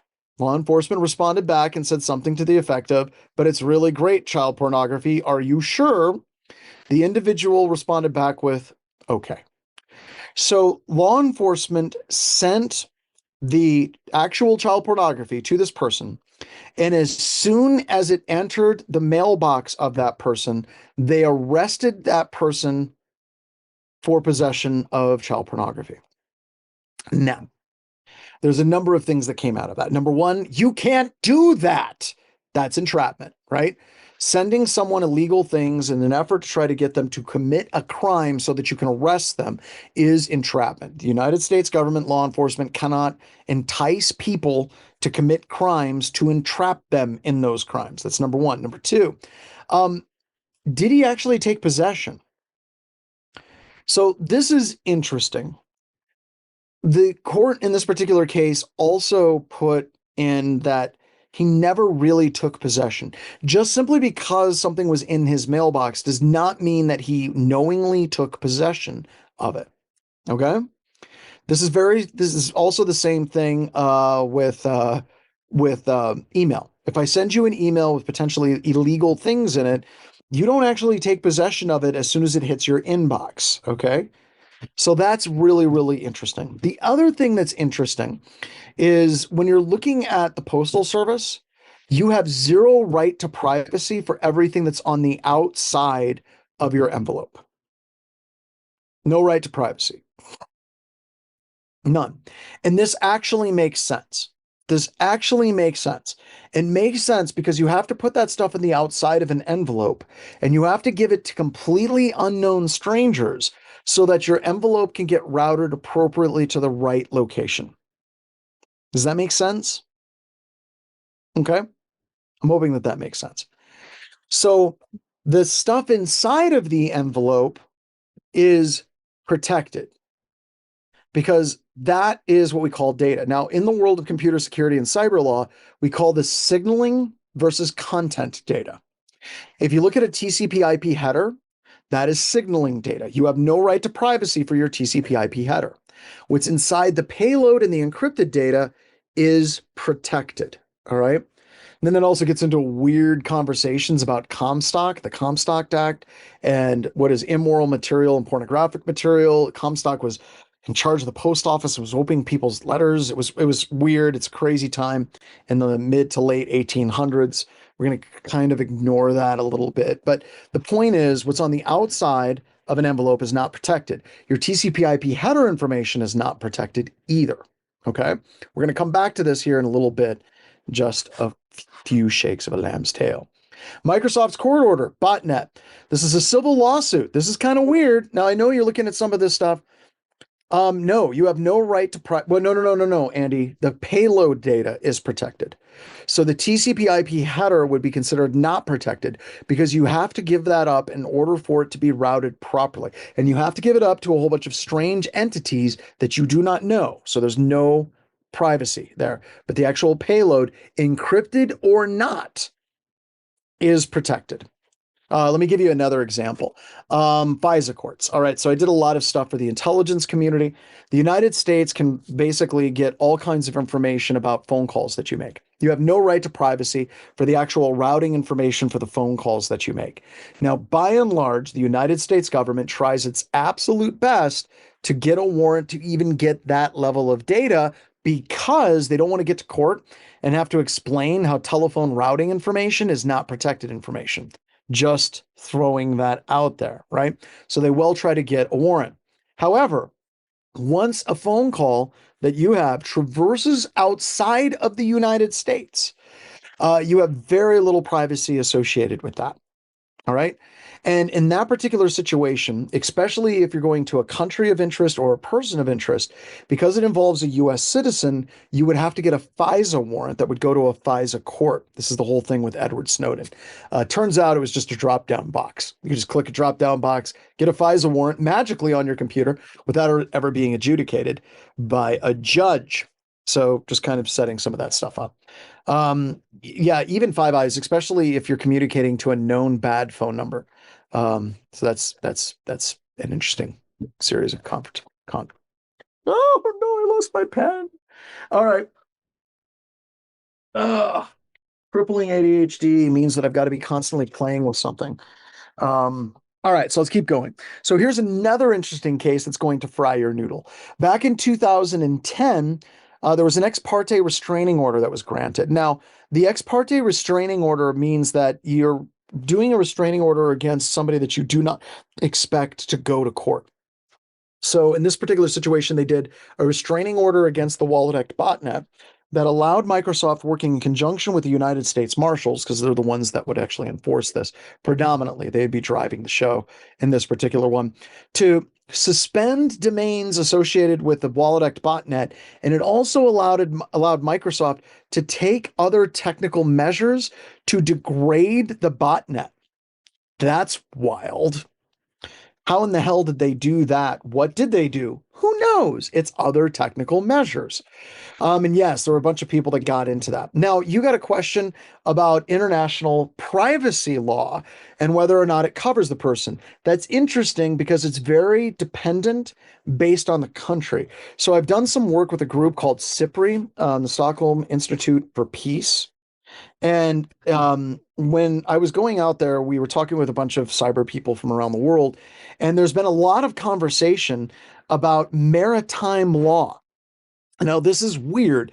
So, according to maritime law, I can open fire, like if I'm cruising around in my yacht, which I totally don't have. As the owner of Black Hills Information Security with 170 employees doing 700 security assessments per year, I want you to know that the founder and CEO of this company is sitting and teaching this class from a closet. All right? Just, I do not have a yacht, but let's pretend for a couple of seconds that I have a yacht.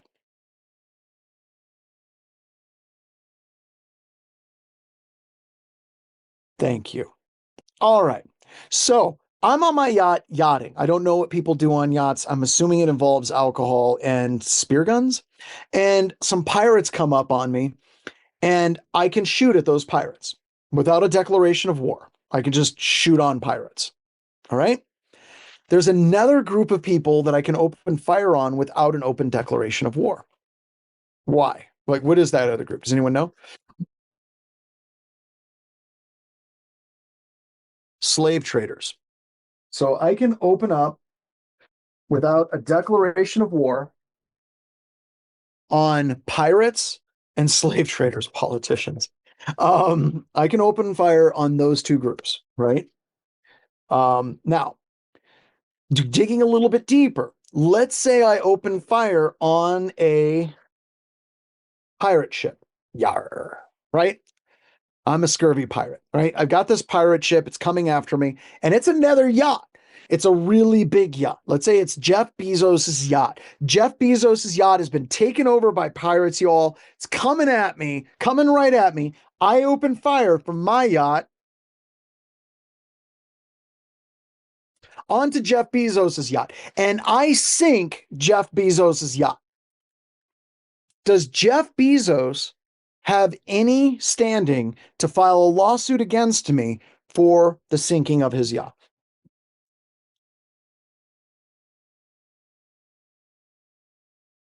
No, they don't.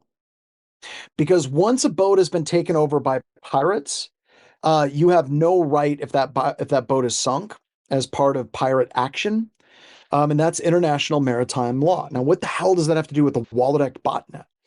The thinking goes internationally that your computer system is like a yacht sailing the seven seas. All right. And if your computer has been hijacked by hackers and has been co opted from a botnet, groups like the United States government or other foreign entities have the ability to take other technical measures to degrade the botnet. They're basically applying international maritime law type concepts against it as well. So there you go. Oh my God. NQZTR. I don't know who you are. I don't know anything about you, but what you just posted makes me want to hang out with you. NQZTR just posted the hardest part about sinking Jeff Bezos's yacht is trying to hit the exhaust port. Well played, sir. Well played. Very good one. All right, let's go back to another one. So we're looking at intellectual property, and we're talking about the Susan Clements Jeffrey case, right? It's one thing to track down a computer system based on its IP address or geographic location in an effort to track it down. So how do we get that information? Just with signaling data without getting into content. One of the things we can do is we can look at stuff like callbacks. Look at callbacks. All the software on your computer system is constantly beaconing back to the manufacturer to do software updates, right? Software that checks license keys, looking at the Microsoft Genuine Advantage, tracking software in phones. Like, good God, the amount of tracking that's being done on your phones is ridiculous.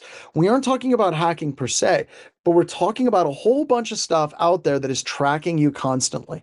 I was getting on the airplane. I can't remember where the hell I was going. I think I was going out to DC for a DARPA meeting. Yes, last week. And I'm getting on, and they have a little stupid camera thing where now they can look at your picture, at your face. And they can be like, "Yep, you're John Strand. You can go through it." TSA now has that. The guy behind me, who's dressed in a lot of camo and camo with a tactical backpack, with a tactical belt, with the tactical boots, the tactical utility kilt, all of that stuff. He goes up to the camera and he's like, "I don't want to have my picture taken. I don't want to have my picture taken." And it says right there, the TSA, they have it right there. You can opt out of facial recognition. And the TSA agent played it like a champ. Not a problem. I'm just going to have to see your driver's license. And he's like, "Well, I don't want to give you that ID. Can I prove my identification with something else?" TSA agent, playing it like an absolute champ, is like, "Sorry, we have the rule. It's the real ID. It has to be an ID, a passport card, or a driver's license. It has a little star so we can validate who you are." And the dude is getting kind of frustrated. I'm listening to this and I'm like, I hope I see the end of this before I'm all the way through security. And the guy says something to the effect of, he's like, "I just don't like all the tracking that's being done." And the TSA agent, like an absolute champ, looks at him and says, "Sir, I completely understand that, but I need you to understand that we have hundreds of cameras throughout this airport, and they've been tracking you as soon as you walked through the front door." And the guy is kind of a little bit taken aback by that. And then she also said, "If you're really worried about being tracked, you have a cell phone that is tracking you constantly."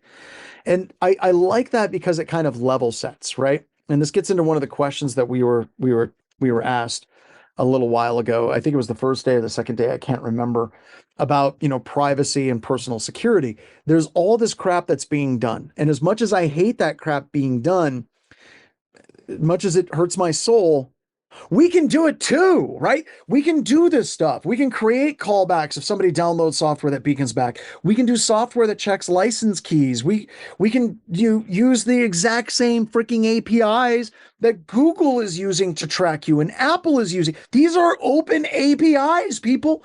We can use this. And this is beautiful because if we ever go to court and the judge is like, well, I see that you tracked the geolocation of this hacker within 20 meters. What do you have to say for yourself? Your Honor, I use the same API that Google uses and Apple uses. I use that exact same API that is exposed to everyone and that is being done 10 times per freaking second for every single person in this courtroom. I love that. We can use some of this against the bad people for once. And there's some, what is it, Schadenfreude associated with that as well. So how can this stuff go wrong? It absolutely can. Mistakes, unintended consequences, making malware that's easily accessible. I was working with a very large beverage manufacturer in Europe, and they wanted me to track somebody that was threatening to kill their customers. All right. So they the guy was threatening to kill their customers, and this is so stupid. He was saying that on a can, whenever you pop it, somebody could poison the tab that drops down and could kill people. So this crazy ex-employee was going to prove that this was a problem by actually harming people by poisoning those tabs. And this guy's solution was to put a plastic cup over the top to prevent that type of contamination from occurring. That was his idea. So a couple of things about that. Number one, yes, crazy people can do crazy things, right? You can't stop crazy ever, right? The other thing about that is, but putting a little cup on the top, you actually increase the risk of people getting sick because that little bubble cup top thing is just this wonderful incubator for bacteria on the outside of your can. At any rate, they wanted me to help track this guy, right? And they were talking to me and they said, well, we can do the software, we can do this tracking, we do all these different things. And I told them, here's some software. Just do me a favor, put it on a part of your website that no standard customer is going to go to. They put it on their main webpage. I talked about this earlier, right? So literally just tracked thousands of people. It was nuts. We were able to find this individual, but it was funny. We found him, but we didn't find him first. There were some other things they were doing in the investigation where they found this individual first. We found this individual when they opened a document from their phone. And we found out that they were up in a hotel in Austria or something like that. But we see this, right? Where companies are like, we need to do this. We need to hack back. We need to put malware in publicly accessible places. You can't do that. There's no need to do that. And a lot of times it's unnecessary and it doesn't get you what you want, right? Hallmarks of legality, right? We want to discuss, have conversations, go to training. Classes like this are absolutely important, right? It's just so critical. Document your plan of attack, right? How are you going to do this? How are you going to set up cyber deception? What are the laws that we took into consideration? Consult with others. Don't hide. If your company is doing this and you're not tracking it and you have text messages like, don't tell anybody about the cyber deception. If that ends up in court, if there's no existing case law, the court system will use it against you by basically saying you had a conscience of guilt, that you knew what you were doing was wrong when you did it. And they will use that against you in making their decisions as well. All right. Don't be evil, right? Evil is using absolute software to take pictures of people in various states of undress and sexual activity. Evil is a school system that is using those computers that the kids use to take pictures of those kids at home, sleeping, doing homework, going about their life. See, we can't go down that route. We don't need to take pictures of the attacker. I don't need the attacker's browser history without a warrant. I don't need to do any of that because I can get their IP address and their geographic location without having to be an a-hole to do it. Other attributions. So this is a case, Thompson or Erratic was how they went. This is the Capital One breach. So in the Capital One breach, this is so stupid. And by the way, Megan, I'm going to swear, but I'm reading. Okay. So that doesn't count in that situation. So in this particular situation, Erratic was using a VPN called iPredator or IP Predator. I don't know how you want to like pronounce it. Depends on where you put the emphasis. But IP Redditor is what I'm going to call it. Was using this to basically take advantage of a proxy situation, a misconfigured proxy, that allowed them to make requests to services on the cloud infrastructure to pull data directly out of Capital One. They were exfiltrating data.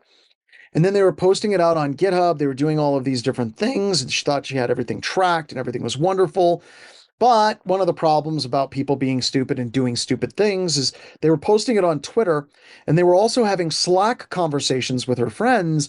And she was saying, I'm doing sketchy shit. Or somebody was told her, don't do the sketchy shit. Please don't go to jail.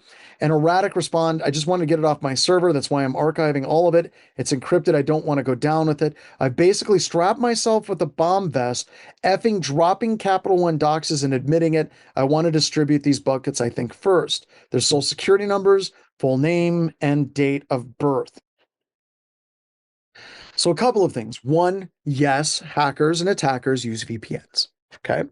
Thing two, hackers tend to be dumb. Now, Thompson wasn't completely stupid, right? Like working on the case with the prosecutors, she wasn't dumb.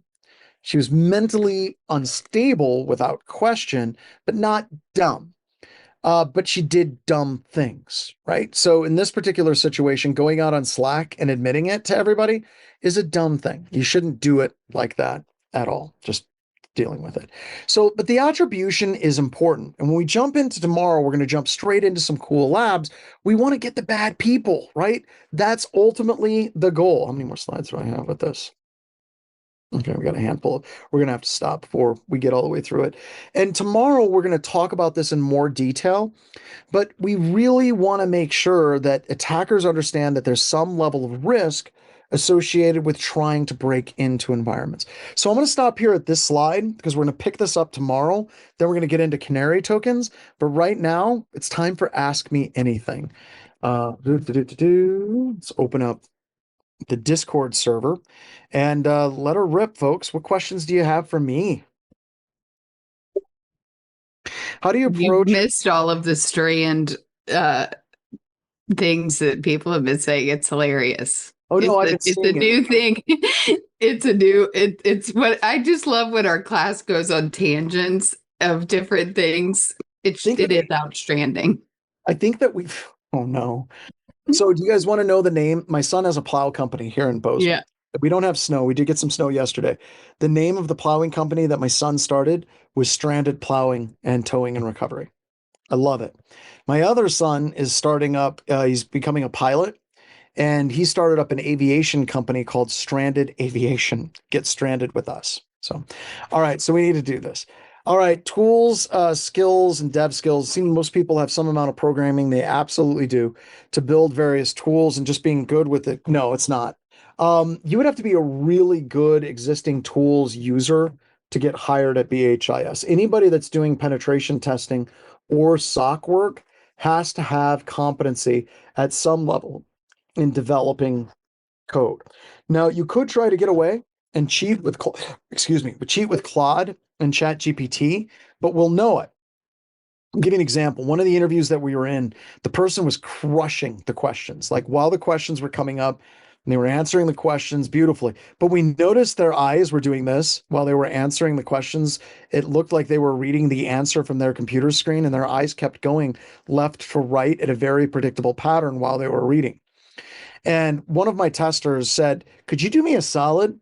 For this next question, could you turn your back on your computer system when you answer the question? And the guy's like, absolutely not. I'm not going to answer it. So yes, you have to have some coding skills. You can try to use ChatGPT and Claude to get through it. But we have found out that somebody that's relatively inexperienced with ChatGPT and Claude really don't get much value out of it. Somebody that is good at coding gets phenomenal value out of it. So yes, you have to have some type of skills with that as well. How do I go about removing my digital footprint? I know there are services that say they do. They don't. They don't full frame overkill. They don't. I'm sorry. They don't. I hate it because they're scammers and they're shucksters. I think they're evil. And no, I don't know the answer to that question myself. And by the way, me, I'm screwed. Like I have no capability of anything and trying to like get my digital footprint gone. I have people that create AI models of me, talking about how much I love the OSI model and watermelon and Coca-Cola, right? They do this crap all the time and it's easy because there's lots of video of me. There's lots of things. As a weird coincidence on that note, my systems team, if I call in and say, hey, I need to get some data, or I need to get my account unlocked, they will absolutely grill me on the phone. They will be like, name like 4 things that are in the main office area of the Spearfish office. And I'll be like, well, we have this, this, this, and this. What is something strange that you've done to the office? And I'll have to like do something, but they will grill me because there's so much stuff out there that people can create AI chatbots of me that I just get raked over the coals by my systems team. I just do. Next question. Once again, questions due at Strand.js. Appreciate your stuff. Thanks. What do I think of Think as Canary? It's coming up. Tomorrow, we're going to jump straight into a lab with that, Levi. Your question is not only brilliant, but timely. So we will be going over Thinkest Canary, and we will be doing a lab with it.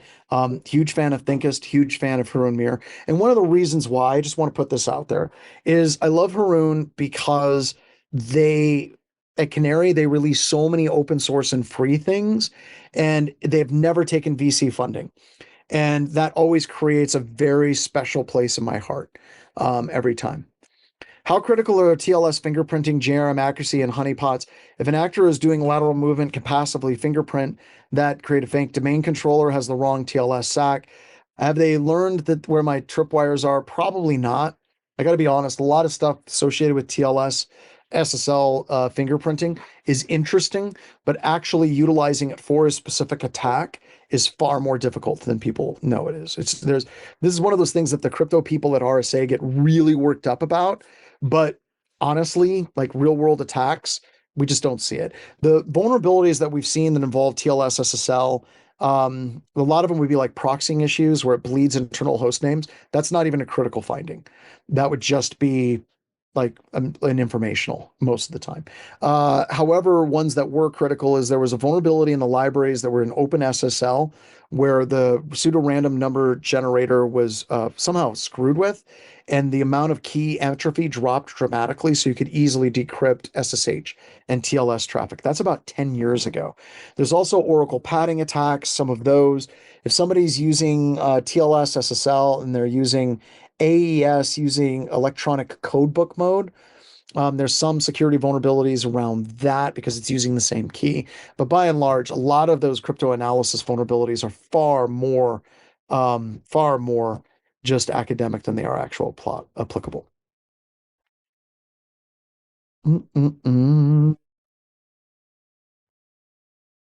Yeah, this whole Strand thing is going well. It's going well, Megan. Well done.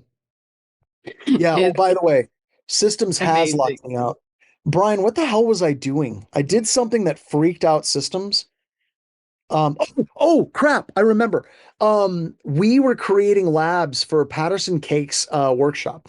So we have a lab. If you go back to the lab, there's an email analysis lab, and we were creating labs for Patterson.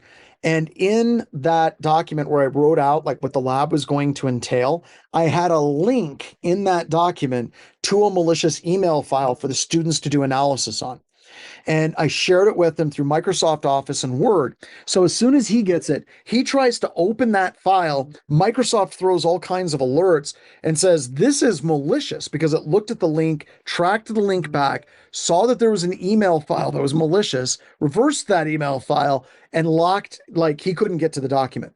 Patterson sends an email to Systems with a screenshot, and he's like, I just got this from John. And by the way, whenever I send emails, the brevity is very brevy. It's very much like, hey, Patterson, please review this document for me, right?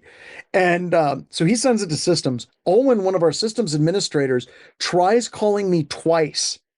Can't get a hold of me because I'm in Poland and I'm doing a video recording at that time. And he can't get a hold of me, tries texting me, and then locks my entire account out, just destroys all of my keys, nukes my account. All of my email, my files are still there, but all access is effectively removed.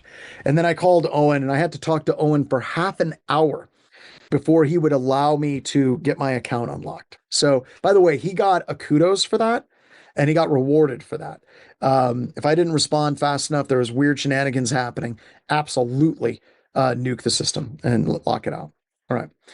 We use DigitalOcean for testing and tools. That's our main provider. What kind of person is this cyber deception for? Small SaaS for local community in my city.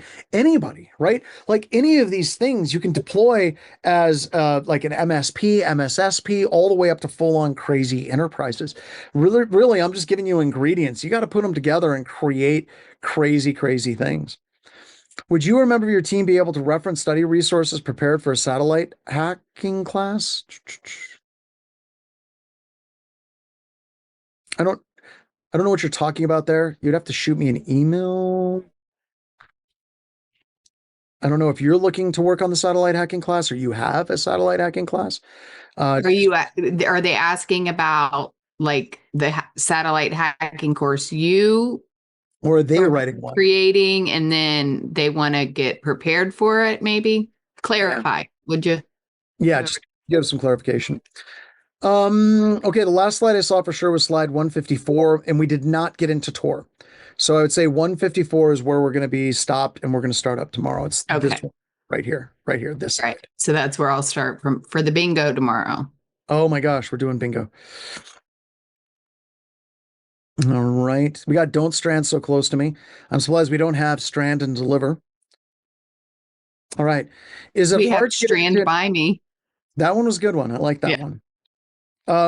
Is it hard to get an analyst position after being an ISO? The government compliance route got boring quick. I mean, need more. I don't think so. I recommend going through all of the classes that we have: SOC core skills, intro to security, this one, and kind of ramp up so you have some base analysis skills. And we were adding a bunch of labs that'll help you get the job. I think we have like over 275 people that we have confirmed have gotten jobs from taking our classes. So. Okay. I just read your article today from the Orange Book, gave me some things to think about. That's cool. Satellite course I'm talking about. Okay. Yeah, great. I would recommend going to any of the webcasts we have that deal with like IoT hacking, and then anything you can find. There's a book out there called Field Expedient Software Defined Radio by Paul Clark. If you can find that book, read that book, do that book, live that book. It's fantastic. What are my thoughts on quantum computing and harvest now, decode later threat? Oh my God. Sorry, I just read Roswell's comment. We should start a show, Megan, called The One Night Strand. All right. Roswell is always good for always on fire. Always on fire. All right. So the satellite class, we talked about that. Okay, so quantum computing. So here's the issue with quantum computing. I think it was like 10 years ago. I said we don't have to worry about quantum computing. And then I was like, well, at least in the next 10 years. So I want to talk about what quantum computing actually is. All right. So in order to understand kind of the basics and fundamentals of quantum computing, you need to understand like the double slit experiment. So let me put that up here. And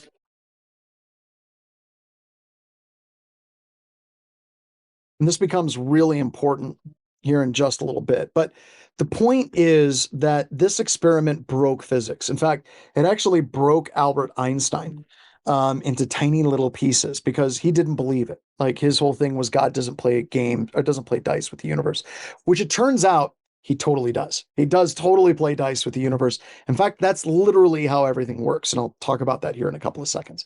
So if we're looking at the double slit experiment, when you send particles through two slits, right? If we're sending microwave particles, photons, anything, you would expect it to be within a dispersion pattern of where it is accessible and visible for each of the slits. Turns out it's not. You have places where the particles hit well outside of where they should be able to hit, and you get something really similar to this one right here, where you can see a disbursement pattern that looks like waves on a beach. And that's because when you're looking at photons, they're not particles, they're not waves, they're both, right? And they're actually doing probability. So if you want to think about like the traditional standard model of an atom, you have a nucleus and you have like, your electron going around it. That's not at all how they work. Like not even a little bit. I don't know what the hell is going on in Teams, but I do still work here. What the hell is going on? I am a little bit crazy. I don't know. I'm gonna have to disable this real quick. All right. So the reason why this matters is because if you're looking at how the universe actually functions, everything is waveform probability, right? So where an electron exists at any given time is a probabilistic field, right? So if you're looking at where that is, it can be in a number of different places. It's not in a specific place. Even further, if you're looking at the spin of atoms, top spin and bottom spin, it actually is both, neither, until it's observed, and then it waveform collapses into what we consider to be reality for that specific atom as it's being observed, right? So what the hell does this have to do with anything with computers and quantum computing and like crypto? So whenever you're thinking about something we call non-probabilistic hard problems, these are problems where we have to brute force the answer. So if we want to go through and crack a password, we'd have to brute force every possible permutation of that password until we get it. And that can take us till the heat death of the universe. And here's where it gets wild. Companies like D-Wave are creating quantum computer systems that can put that state of supposition into the quantum state where it's neither top spin, bottom spin. It's basically not being observed. And without observing it, they can reach into the infinite sea of possibilities and pull out the one possibility that they're looking for through a quantum computer system. It's wild. You can pull it out. Believe it or not, many times you have like quantum quantum irregular, I can't remember what the word is, but it's quantum irregularities. So you're going to have noise and the response is coming back from a quantum computer. So what they do is they literally take quantum output and then send it through another freaking quantum computer to get to the output that they're looking for. Now, if all of this sounds insane to you, if all of this sounds absolutely batshit, or oops, okay, if all of it sounds bad, congratulations. You're a normal human being. If you go out and you try to find the smartest people in quantum computing walking the planet, and you find interviews with these people, and they're asked, like, tell us about quantum computing, almost universally, they're like, I have no freaking idea. In fact, I can't remember the professor's name. I think he's at MIT. One of the world's greatest professors of quantum mechanics and quantum computing. Like his students have multiple Nobel Prizes. He opens his class with a speech that goes something like this. He goes, I know nothing about quantum computing. I know nothing about quantum mechanics. And at the end of this semester on quantum mechanics, you too will be able to say definitively that you know nothing about quantum mechanics as well. Once again, how does it get to the question that you asked? Quantum computers as they exist today are not general purpose computer systems. They are computer systems utilizing very similar to like lithograph technology that are designed to solve a very specific type of non-probabilistic hard problem. Now that problem can be used to try and define, numbers whenever a random number generator is used, but you cannot play Doom on a quantum computer, okay? At least not yet. All right. So keep that in mind. It is entirely possible that you'll be able to download a bunch of stuff, and then in 5 years, you'll pull up your iPhone Quantum and be able to crack it. And when that happens, we're all screwed. All right. We're all in big, big, big trouble. So great question with a very long answer. There you go. What do we got? Oh, I'm just going to jump all the way down and then I'll work my way up from it. Boy, I swear, you guys just jumped right on me. It's crazy fast. Looking for at Strand JS. If you guys had questions up above.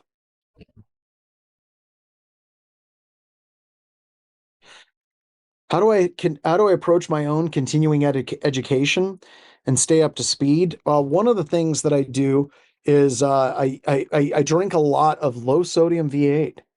I drink a lot of Folgers instant decaf coffee. And as much as I possibly can, I go to play.backdoorsandbreaches.com. And you write some classes. Yeah. That keeps you sharp. Yeah, it does. It does get you sharp. If you want to know how dumb you are, try to teach. So I'm not joking. You guys have got to stick with me. We're literally going to be coming out with a website that is creating labs for every single card in Backdoors and Breaches. So here shortly, if you're going for a job, if you're doing something in school and you want to learn a different technique, like let's say I want to learn local privilege escalation, or I want to learn how to compromise a web server, or I want to know about HTTP as exfil, there will be literal labs that we walk through step by step by step, just like the labs in this class that are associated with these cards.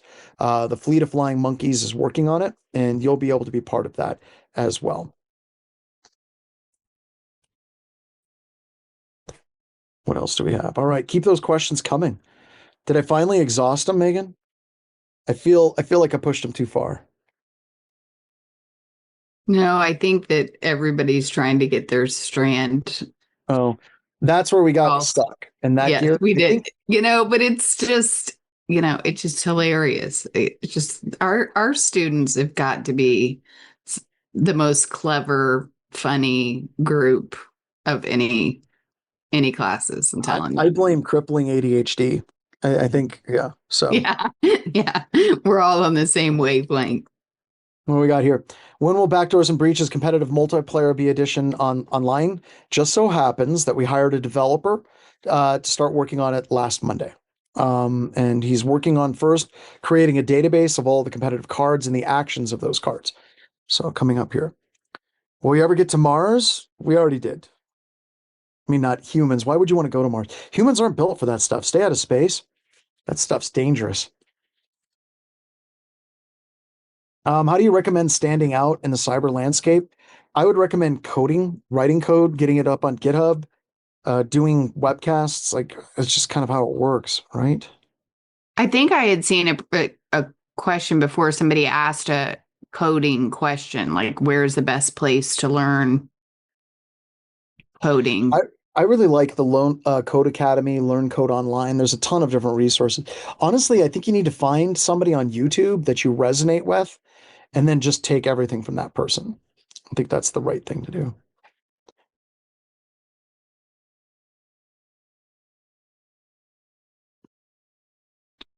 All right. So if we're looking at like additional resources, we do as much as we can in the realm of like pay what you can training and stuff like that, right? But all of the stuff that you listed out, like Try Hack Me, Hack the Box, all of those things, you really should be doing those. And then the final thing, actually two things, right? A second to final thing, you've got to go take Jason Blanchard's workshop on, I think it was today, wasn't it, Megan? The workshop. It was yesterday. Oh, it was yesterday.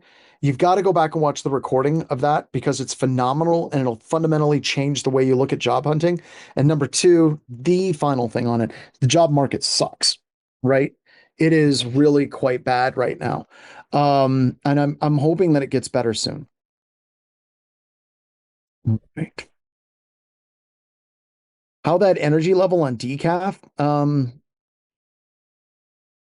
don't know. I don't need drugs. I am drugs. If we're going to go with the Salvador Dali quote.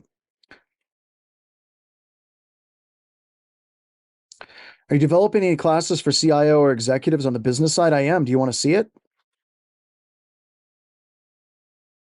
Why the hell not? Go here, go here, go to my slides. So actually, I think it's done, but CJ, the co-author of it. You mean our CEO? Yeah, our Of course he's, of course he's going to have opinions. I'm trying to figure out. I got a bunch of places where I have PowerPoint slides. Yeah. Got to find it. But yeah, we are working on it. If you think I'm scatterbrained, you haven't met CJ. Oh, here we go. Management 101. I got it moved over here. So here we go. Let me resume my share. If you've noticed, a lot of the classes that I write are in straight black and white. And part of the reason why I do them in straight black and white is because I get easily distracted. I think that that's pretty obvious. But all of these slides that we're working on has like notes where I think CJ just moved these in. Where are my slides? Okay, here we go. So we're going through and talking about how we manage at BHIS and, kindness and excellence, what that actually means, feedback mechanisms, just general rules that Megan has heard CJ say 150 times at this point, which I'm sure that she's itching a little bit like, oh God, this again. And we talk about how to fail. So I'm excited about this because this is going to be CJ and I in a room together and kind of teaching this class. And it's going to be a lot of narratives and stories for how we've learned and how we've grown as far as managing at BHIS. So lots of cool stuff. It looks like CJ added a bunch of slides and I got to add in a bunch of slide notes. But yeah, it's coming. It's coming. There you go.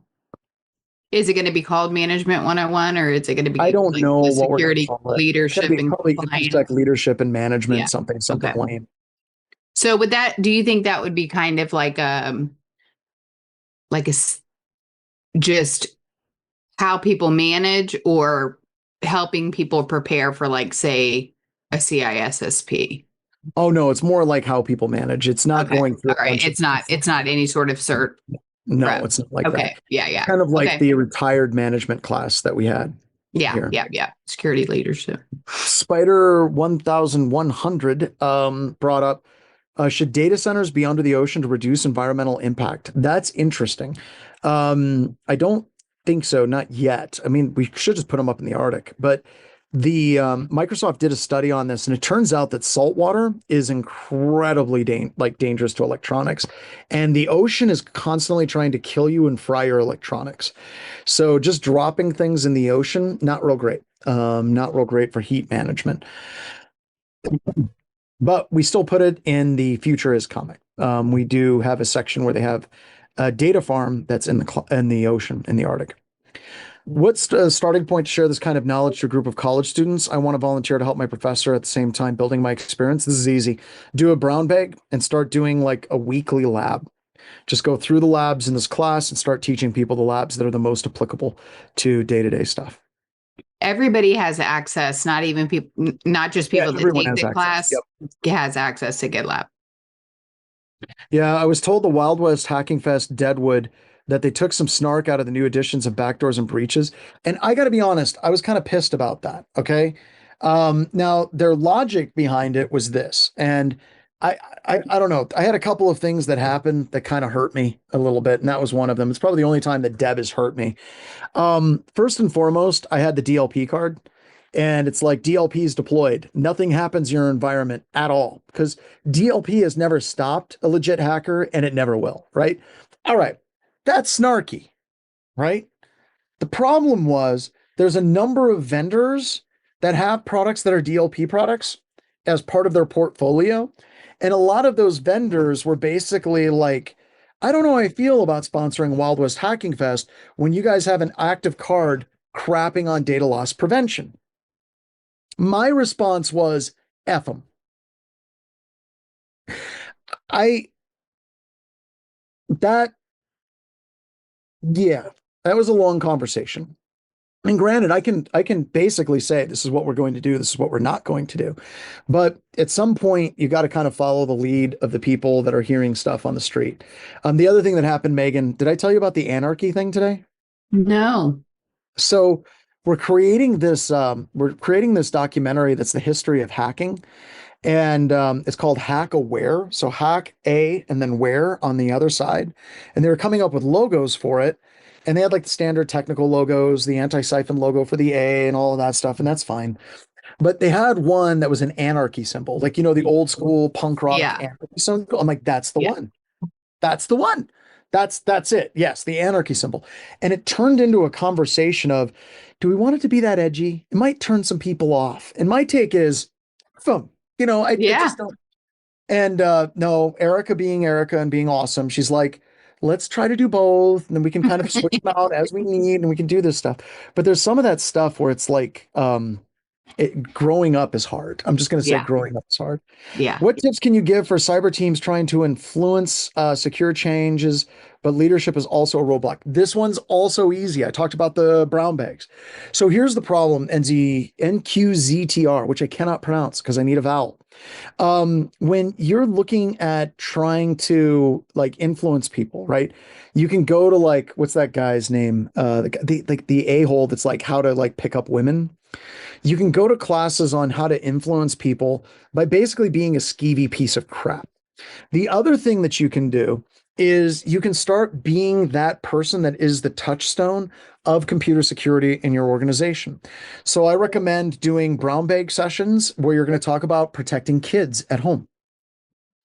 Go through and show them how to use OpenDNS, how to put in browser plugins, things like that. Giving that type of hygiene stuff that's applicable to a human being that isn't in computer security with your hand out to give is absolutely essential.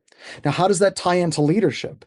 You got to understand that you're competing for leadership's attention in this space of computer security. So you're trying to get their attention. They have vendors trying to get their attention. They're reading magazines that are actually by the vendors trying to get their attention. And you want to be at the top of that list. If you can give brown bag sessions and communicate eloquently and competently about how they can protect their kids, how they can protect their home network, how they can protect themselves, how can they protect their banking and their own Facebook and LinkedIn profiles, then you're going to become that expert. You're going to become the guru on the hill. All right. That's number one. Number two, when you're communicating with executives, you have to understand what is your goal when you're going into a meeting and what the goal should be. So let me give you an example. I know people that go into meetings with executives and they try to blow the executive's mind. They've watched The Secret to My Success. See those movies where someone's coming up as a lowly mail boy that all of a sudden is running a company because they came up with a brilliant idea and blew the minds of executives. Never happens. Okay? Ever. That's not how the world works. It doesn't work that way at all. And executives get pissed off when someone's trying to present to them and they're instead trying to show off how smart they are by just blowing a whole bunch of technical jargon over the heads of the executives. That doesn't impress people. Don't do it that way. So when you're communicating to executives, I'm going to give you this very, very simple tip for presenting to executives. You have very few bullet points on your slides. If you need something from an executive, you very clearly and quickly at the beginning of the presentation state the problem and what lever needs to be pulled by the executive. Do not give them 35 slides and then at the end give them the lever that you want them to pull. Do not give them 35 slides and expect it to be obvious that they should understand which lever to pull. Set it right up front. Problem statement, lever that needs to be pulled, maybe a couple of bullet points supporting your conclusion. Now, here's where this gets interesting. Executives will always push back. All the time. They will. They're going to push back. They're going to ask questions. And they're not trying to be a-holes about it. They're just going to ask some questions. And they're asking questions not necessarily because they want to know the answer, but they want to get a feeling that you have put in the work to understand the problem. So here's what you do. You have your basic slides, maybe two, maybe one. Problem statement, lever to pull, supporting 4 or 5 bullet points. However, you're also going to have like 10 supporting slides that have deep technical information about how you came to those conclusions. So as soon as an executive asks you, well, I noticed that you're recommending that you have these 4 firewalls and you're recommending this one firewall. What exactly is the reasoning for you choosing that specific firewall? That's your safety off situation. Now you go technical. Now, at that particular point, you say, great, I have some backup slides for you. Let me share them with you now. Go to the backup slide that answers that question because you got to kind of pre-think what questions are an executive going to ask. And because they asked the question, they've given you authorization to go technical and deep. Go technical and deep, what your evaluation criteria was, what were all the things that went into making your decision, the pros and cons. And what happens is now they're starting to trust you because one, you have the technical background to answer the question that shows that you thought it through. Two, shows that you respected their time by getting the problem statement and the lever to pull up front. You want to become that trusted advocate for executives. You don't want the executives to get their information security news from USA Today, Drudge Report, Huffington Post, or whatever website they go to. If they do that, you are failing. All right. You should be that person that's up front. And with that, that's it. I've got to get going. Thank you so much, everybody. Talk to you all later. All right. Bye, John. Okay, everyone. Thanks so much for joining us for day 3 of Active Defense and Cyber Deception. We will be back tomorrow, same time, probably a little bit before 12, maybe like 11:45-ish, so I can explain bingo. Tomorrow we'll be playing bingo, and it's not your typical bingo. So stick around or come back tomorrow for that, and we will get everybody set up and get bingo cards distributed, and hopefully everyone has a good evening. All right, Daryl, it's time to kill it with fire. Have a good evening, everyone.